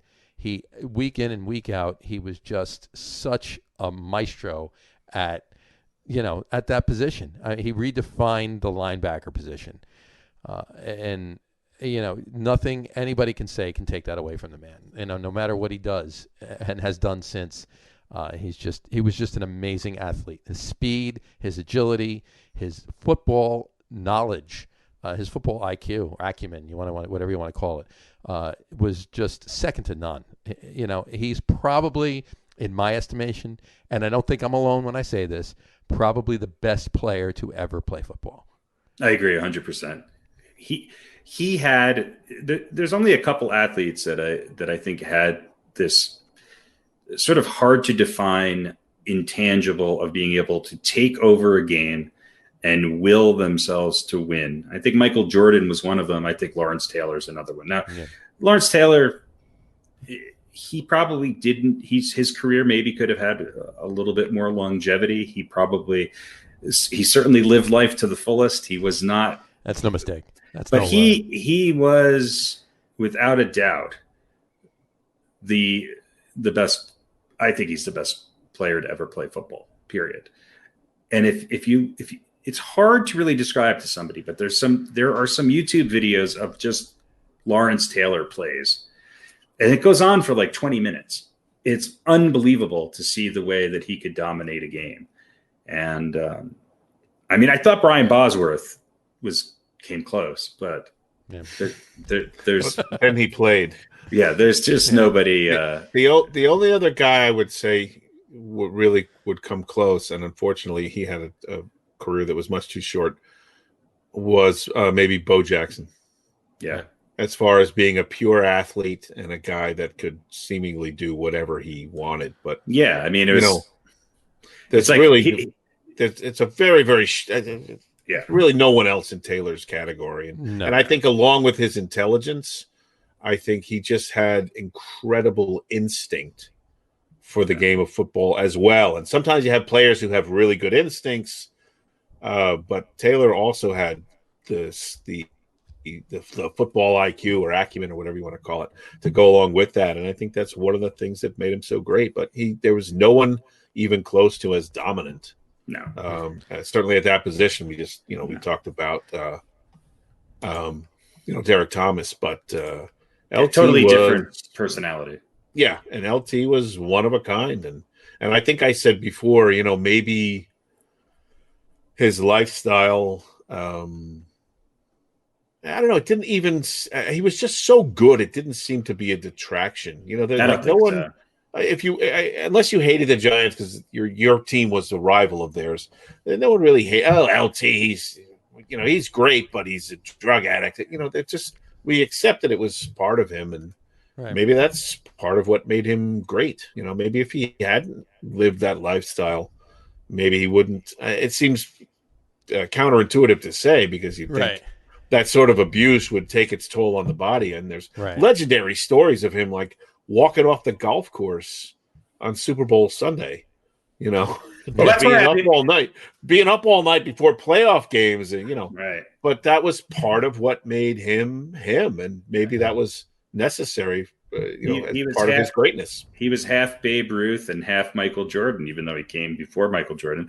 Those are the only athletes that sort of remind me of what he was, of his legend. He was football. He was that good. He was. And he was taken second overall. The Saints had the first pick that year, and they picked running back George Rogers, who was pretty good, but no Lawrence Taylor. He was not Lawrence Taylor. And who had the third pick that year, Pete? Yeah. Let's see. Was it the Jets? It was the Jets. Who'd they pick? Blair Thomas. Nope. I have no idea. What year was it? Oh, I'm sorry. I just told you. I didn't hear you. 81. Freeman McNeil. I'm sorry. Oh, okay. Well, that was a pretty good pick, too. It was a good pick. Really good pick. That was a great pick. Yeah. Better than Sam Bowie. This is true. Anyway. All right, folks. That was our number one, Lawrence Taylor. Best linebacker in NFL history. No surprise at all. And I agree with you guys. Best player, whoever played the game. Yeah, just ridiculous. So, all right, that brings us to our Old Balls segment. Old Balls. Harry, why don't you tell us who this week's Old Balls is? Old Balls is someone who I think we've talked about before when we were talking about the greatest Giants of all time. But look, There was a lot of guys on this list. If had they not made this list, they would have been today's old balls. But they just happened. Their old balls made it onto the list. Right. So in keeping with linebackers, today's old balls is none other than Robert Lee Sam Huff, who was an American football linebacker for the New York Giants as well as the Washington Redskins. He played from 1956 to 1969 and was drafted as a defensive lineman. He was in training camp in 56. The Giants didn't have a place for him to play. He just wasn't working out. And he left training camp, but was stopped at the airport by an assistant coach at the Giants at the time named Vince Lombardi, who I think maybe knew a little something about defense. A little bit. Then defensive coordinator Tom Landry, boy, this is some good coaching, huh? You think? Came up with a new 4-3 defensive scheme and made him the middle linebacker. And that really changed Huff, and it changed the game to he sort of was one of the first quintessential middle linebackers that wasn't playing with somebody else adjacent to him. 4 down linemen and 2 outside linebackers and a middle linebacker. And he was, he won an NFL championship in 1956, was a 5-time Pro Bowler, 2-time first team All-Pro, 1950s All-Decade team. And I don't know if he's in the Football Hall of Fame. I don't think he is. But he is. He is. Oh, he is? Okay. Yeah, Sam Huff's in. Yeah, okay. He should be. I think he was one of the quintessential linebackers. I mean, he may have kind of reinvented that middle linebacker position. And along with some of these other, and he was a smart football player. He had a really high football IQ. I think he's one of the guys that kind of falls through the cracks when you talk about this position because it was so long ago, and his numbers are not maybe as impressive as some others, but he had 30 interceptions and 5 touchdowns in his career. Okay. And back then these guys played on offense and defense half the time, so he was just old school to the bone, and I think one of the best. Certainly never played the position. Yeah, I agree. And Jim Brown actually once was quoted as saying, Sam was basically the quarterback of that defense. Yeah. And had the flair to understand he was in New York. So he became an instant celebrity by attaching himself to my legs quite often. Yes. Yeah. Hey, Johnny, can you put that other picture up, the first picture up? The first picture? Yeah. Who's that guy, number 76? That would be none other than Mr. Roosevelt Greer. Oh, okay. Good God. Rosie Greer. That's Dave Mazalewski on the other side, 77. It makes Sam Huff look like a kicker. Sam Huff looks like a kicker. The only thing that you don't want to get behind those guys other than the football field is the buffet line. I want all of the ham. Yeah, they were big boys back then. Rosie Greer was he's a big boy. Monstrous. Absolutely. He played both middle interior. He was 2 of the 4 down linemen. He was 2 of the 4 down linemen. Yeah, they called it a 4-3, but it was really a 3-3. If you look close, there's another 7 on. He's 76 and 77. Yeah, there was one guy behind him. I don't know who you were talking about. So anyway, all right. Yeah, Sam Huff was kind of like, he took those West Virginia good looks and became a star. Yeah, he did. Plus, I mean, I think you're going to be a linebacker if your name's Sam Huff. If your name's Sam Huff, you don't have much of a choice. You're either putting siding on houses or you're a linebacker. One or the other. So, and I guess he picked the right career. So, well, there you go. This week's Old Balls, Mr. Sam Huff. Old balls. There we go. I had to get the sounder in there. Like old balls, it sometimes takes a minute to get. Sometimes it takes a minute to get it working. There you go.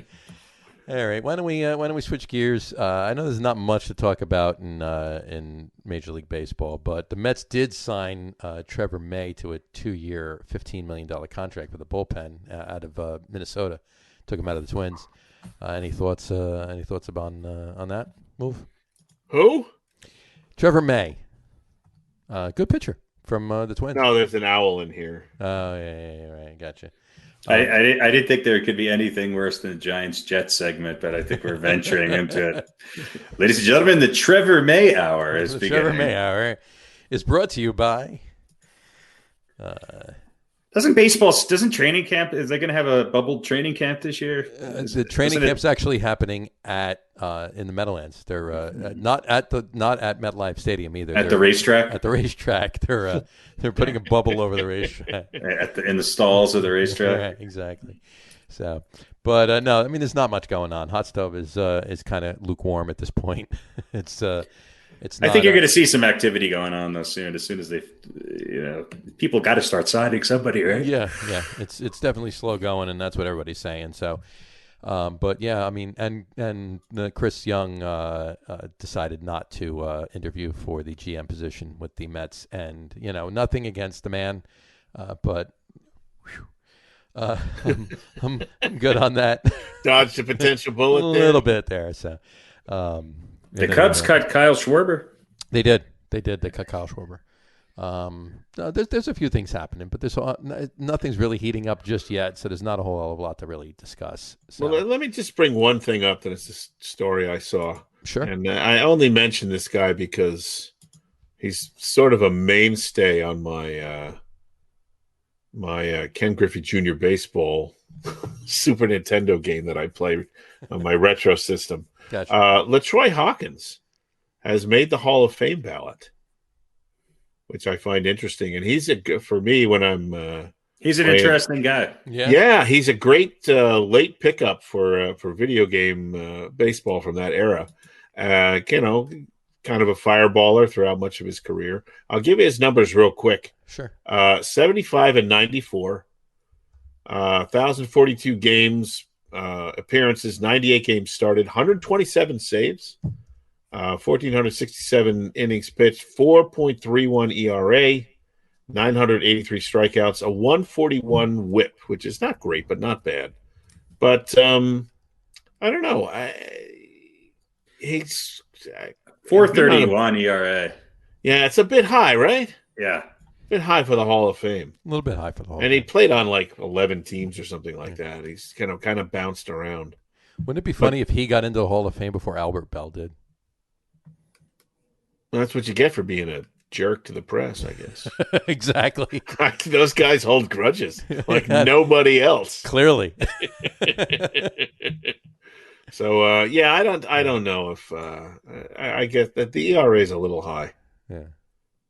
And the WHIP, like I said, 141 is not that. I mean, it's good, but it's not that great. Well, what was it? When was his first year of eligibility? This is it. This is his first year of eligibility. Yeah. Okay, I mean, he was drafted in 91. He was born in 1972. Okay. And debuted. Let's see, Major League debut was in 1995. All right. So there you go. So that's a good 15-year career. Good 15-year career. Yeah, bounced around a lot. Mm-hmm. Like I said, I only mentioned it because he was kind of a mainstay on my video game teams. Gotcha. Good guy that could come in, pitch, make a spot start, or that was kind of his thing. I mean, he was a closer for a little while on and off, but right. had a little bit of a longer arm than a lot of guys that threw, sure. Hard. Yeah, that's. But consensus, not Hall of Famer amongst this crew. Yeah, no, I don't. I mean, hey, you know what? Good, kudos to him that he made the ballot. Good for him. But and who knows? Give it a couple of years, and you never know. You never know. I mean, somebody who I know is not going to get into the Hall of Fame is, for some reason, still on the Yankees, and I just can't understand why. But maybe it's trade bait. I don't know why the Yankees are continuing their relationship with Gary Sanchez. They have so many other decisions to make that. I just think they want to. I think they haven't. My opinion. I think they have so much invested in him, even if it's just mentally. That they want to see what they can make of him, if for nothing else but to trade him. Instead of just releasing him at that point. Well, who's going to take him though? I mean, I think that's the problem. But maybe there's some trade bait. I don't know. Well, he might not be a primary. I mean, he might be sort of on the back end, somebody that you throw in. to sort of seal the deal with another team. Look, I mean, it's Gary Sanchez, and there's a lot of potential there. Right. So he's not the guy that somebody another team is necessarily going to want to trade for. Right. But maybe the Yankees are saying, well, we'll throw him in. If it's close, but the other team's wavering a little bit, you say, well, we'll throw Sanchez in too, right. And maybe he'll be the great player that we think he might be, or has the potential to be for you that he wasn't for the Yankees. Right. That would be but certainly he's not going to be the primary. Well, it could be some team out there that goes, just get him here. A different environment might spark him to be, Yeah, I mean, I think it's a possibility. It's a possibility. He's just really fun. I mean, there's going to be a lot of decisions the Yankees make here in the next. I think today isn't today one of the days when they have to make some decisions on who they're tendering offers to and who they're not. I think the was it the Rule 5 draft or whatever the or tender. Yeah, it's either today or tomorrow or one of them. Yeah. So. Yeah, I think baseball start to heat up. There's got to be some trades brewing, and we're going to hear some stuff before the end of the year. We're not waiting till January or anything on this. We'll know some stuff soon. And even with the Mets, with those front office positions with the GM and the president of baseball operations, that'll be soon. I still think they're going to throw some money at Theo Epstein, but we'll see what happens. Well, they'll try at least. They're going to try. What will be interesting to me is to see how the free agents get signed, especially the pitchers. Yeah. Because if you remember a couple of years ago, guys were, really good pitchers were not getting signed. Yeah. And there was a lot of talk about, collusion and all that stuff. Oh, so sure. Yeah. There were interesting now with not fans in the stands and, that sort of up in the air. Are these guys going to get deals, or our team's going to be reluctant to give them money? Yeah, a couple of years ago, there were pitchers and catchers were reported, and spring training had started, and there were a bunch of pitchers not even signed yet. So and these were 15 game winners. Yeah, I can't remember any of their names, of course, but there's one guy on the Astros, and I think it was Arrieta was one of them. Arrieta, and these were quality pitchers that you thought would have been snapped up, but they weren't. Okay. Well. It's going to heat up. It's going to heat up soon. Next week or the week after, we'll have some stuff to talk about. So, let's switch gears and before we finish the show and talk a little NBA. Again, not a whole hell of a lot going on other than the fact that training camps have started. So it's season's coming soon. Starts December 22nd. We're 20 days away from opening day of NBA play. Say that. Fast 5 times.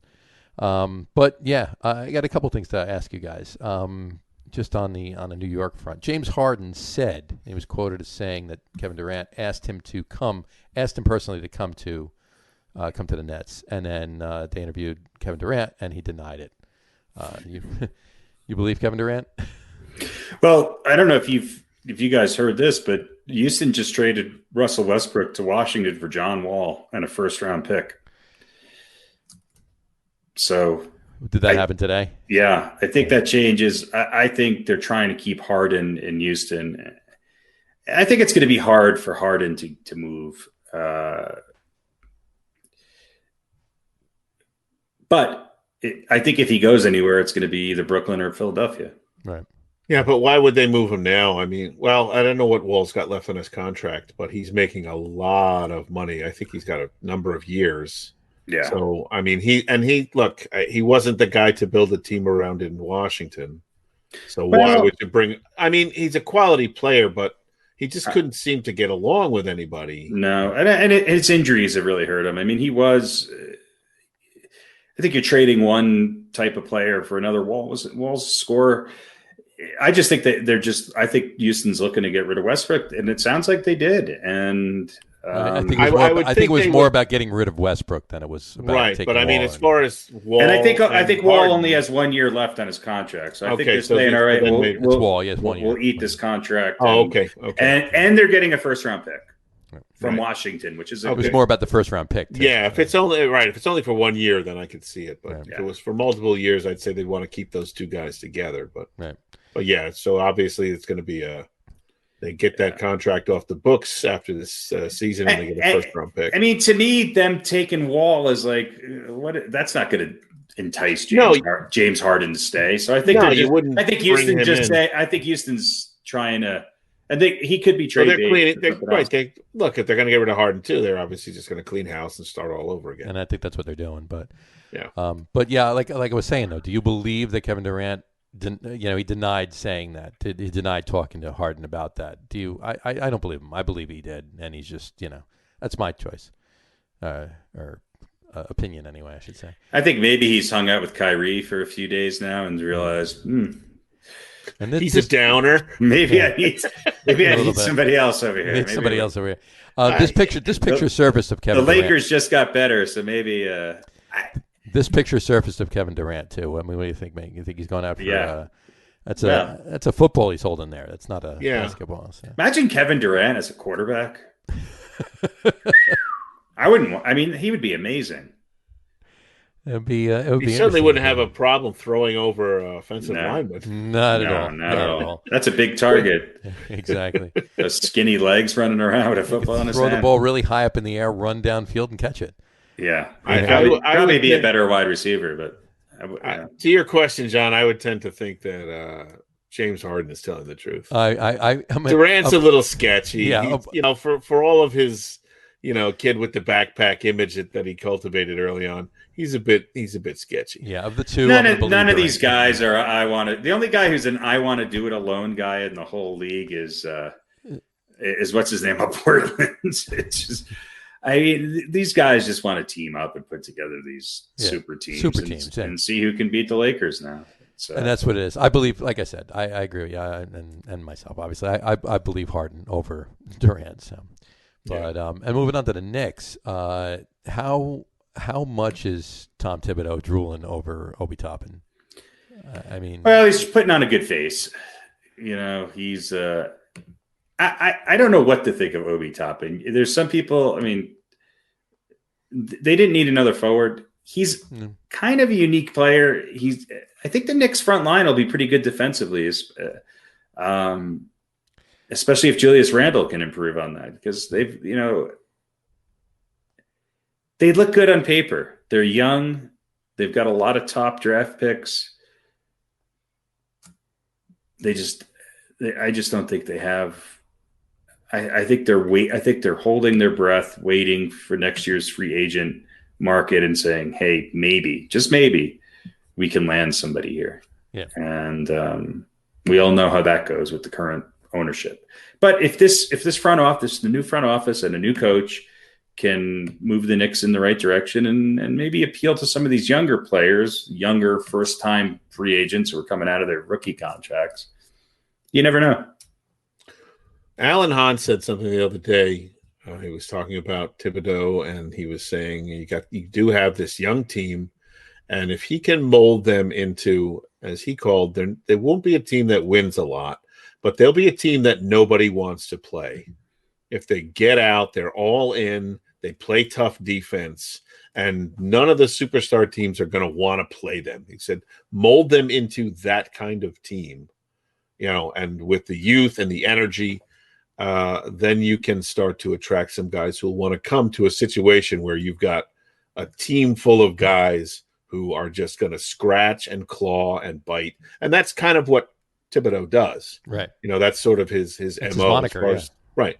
So he said, that's probably the plan. Create a team that is, granted, initially not going to win very much, but is going to be tough. It's going to kind of harken back to the hard-nosed defense. Now, you made the point. She's going to try to do that. Yeah, right. And you made the point, how much is that going to sell? Right. But at this point, given the roster they have, what other real options do you have?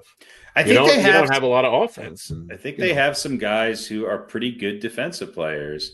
And Mitchell Robinson comes to mind. I think Toppin, if he wants to come in, his defense is going to come before his scoring comes. They're going to be pretty athletic and long. And I think that'll fit into what Thibodeau wants to do. The reality of it is somebody, look, Randall averaged almost 20 points a game last year. It really comes down to, is RJ Barrett really a top 20 NBA player? Or is he not? Probably not. Yeah. But if you can put up enough defense, right, and get a couple of guys who are just outside of that, top, then maybe you don't need to score quite so many points every game. I mean, it's the same predicament the Knicks have been in, but I think they're in a better situation cap wise. Yeah. It's just, does anybody want to go and play there? Well, RJ Barrett last year, he ranked minutes per game. He ranked 4th. He actually had one of the 3rd. He had one of the better seasons amongst rookies. He had a really good rookie season last year. 3rd in rebounds, 5th in assists, and 3rd in steals. Yep. But. It's not all grim. It's just he'd be a great 3rd option on a team that has 2 other guys who can carry the load, and that's it. That's what the Knicks need: one top free agent to say, "I'm going to go there," and then bring his buddy. Right. Yeah. And then they have the nucleus of, and the Knicks could be pretty deep they're kind of consistent.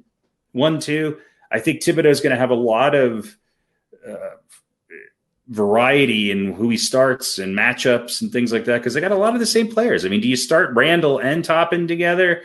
Is one really a 3 and one a 4? Or you can move Barrett to the 3 if you go small. You can go big with Nicolita, who's kind of, he's a big point guard. And I'm not sold on Nicolita. I'm not sold on their backcourt. I think they need a point guard and another shooter. Yeah.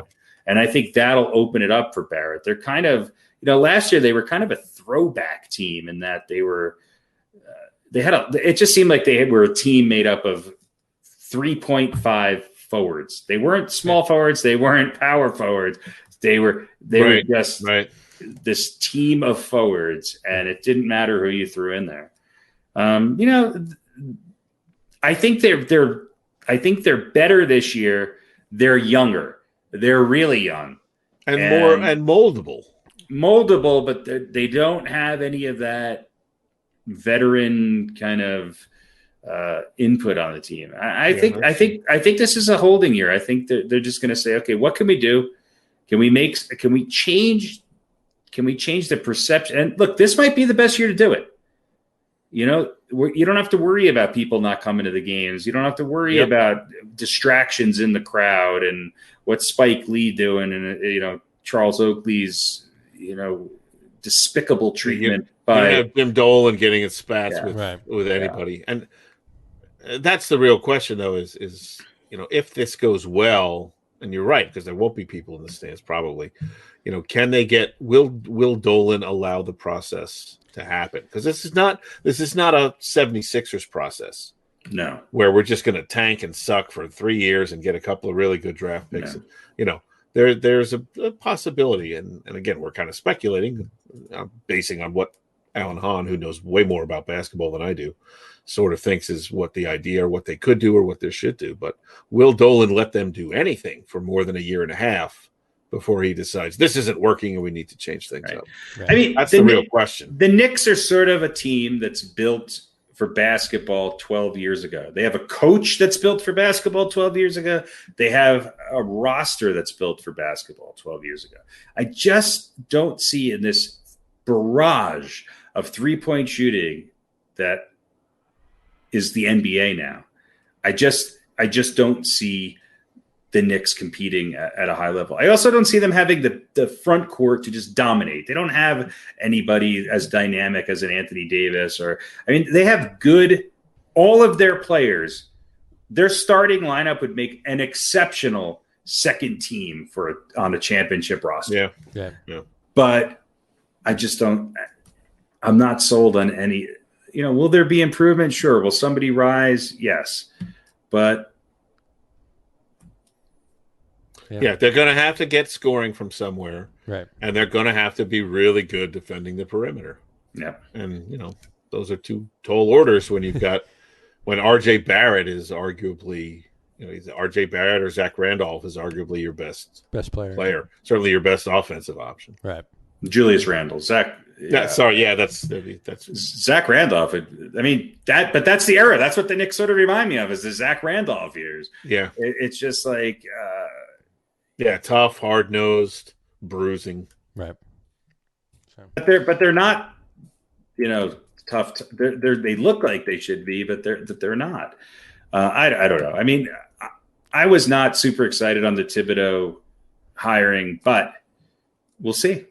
They have an opportunity to become something because right now they have no identity whatsoever.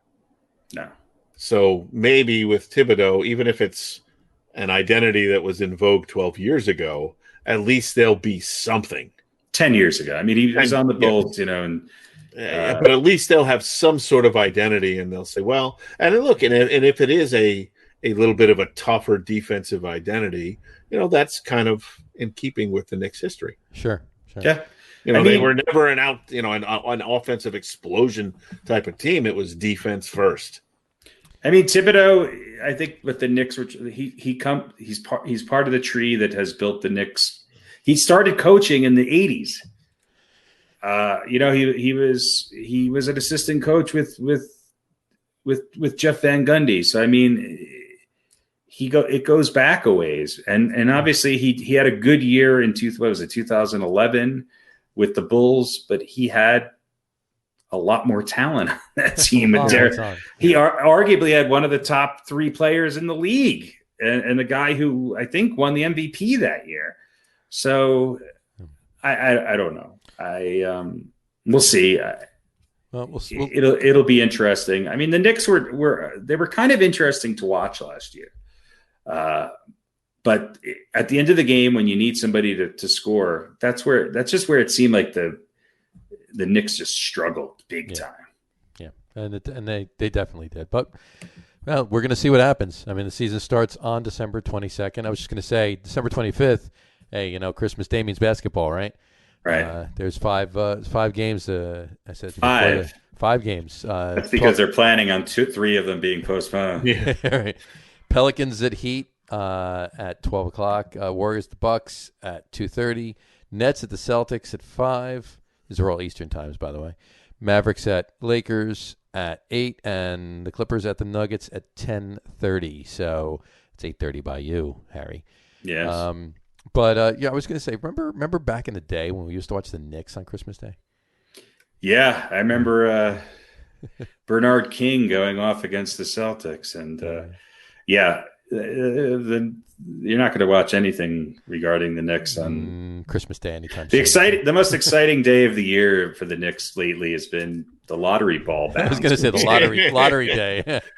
Well, look, this could be. I mean, from a coverage standpoint, this could be interesting to watch the Knicks and see if they do have success.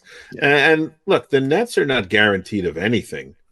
There's always the injury possibility. Knock wood. And we don't know how they're going to. I mean, they could be the Tampa Bay Bucks. They have a lot of questions, given the team and what they did last year, and now you're inserting 2 new superstars. You've got a neophyte coach.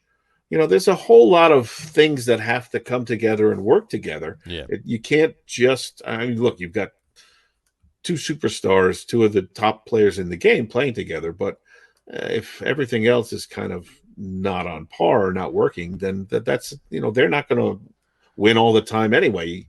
You can't, it's not as simple as saying KD and Kyrie, and that guarantees. There's no guarantees. They're not going 82-0. No, I think they're even playing 82 games. They got a lot of questions to answer. How do we make this all fit? And how does Steve Nash, deal with the personalities as well as the X's and O's? Right. So, I tend to think in the long run they're going to be good, but it could be interesting to see how the Knicks and the Nets do. The Nets are a really easy team for me to root against. They always have been, and now it's even more than ever. It's just look, my dad was a bunch of hipsters in the crowd now drinking kombucha with their ironic mustaches, and it's just like super gentrified Brooklyn. Yeah, my dad was of the ilk that if you were a fan of one team, either in the same city or the same state or whatever, you were required to hate any other teams from the area. So if you were a Knicks fan, you had to hate the Nets. If you were a Nets fan, you had to hate the Knicks. Well, back when I was in high school, it was even back then it's still hard to get a Knicks ticket, but we had free Nets tickets. You just had to drive to New Brunswick to go see them play, and I can't even remember who played on the Nets back then, but Then they came to the arena, so it was a little easier to see them. Nothing like a nice trip to Newark. Oh no, that was the Devils. That was the Devils. Yeah. Well, then they went to Newark after. Nothing wrong with Newark. Newark's great. Newark's a lot more. There's a lot better places to eat and before and after a game in Newark than there is in East Rutherford. Yeah. That's true. This is very true. That's good food. You got to go to Moonachie to find a good diner. Yeah. Or as Ed Koch, God rest his soul, said, Moonachie. Moonachie. Said. Hello, ho hocus. All right. Well, that'll about wrap it up for this show today. I want to thank everybody for watching. We want to thank everybody for watching. I keep saying that. Sorry. I thank no one. Pete thanks no one. I feel sorry for anybody who endured all of this. Pity all of you. We want to thank everyone for watching. And for those of you listening on the audio podcast, thanks for listening. Don't forget to visit our website, www.logaroom.com. That's LAGERROOM.com. And please remember, like us and follow us on all of our social media, Facebook, Twitter, Instagram, and our YouTube channel. All of them are at The Logar Room. And remember, we go live with the video podcast on both Facebook and YouTube every Wednesday at 7 o'clock-ish. For those of you, next week will be on time. For those of you that want to listen to the audio podcast, you can do so on Apple Podcasts, Spotify, TuneIn, and Stitcher. And those of you that haven't done so already, please subscribe to one or more of those feeds and you'll never miss a show. Again, thanks for following along with us. Have a great weekend. Watch a lot of football. Enjoy. And we will talk to you soon, folks. Take care, guys. Peace. Ciao. Look at the little Tula. She's talking to the producer. And a man in a jumpsuit throws her a grapefruit.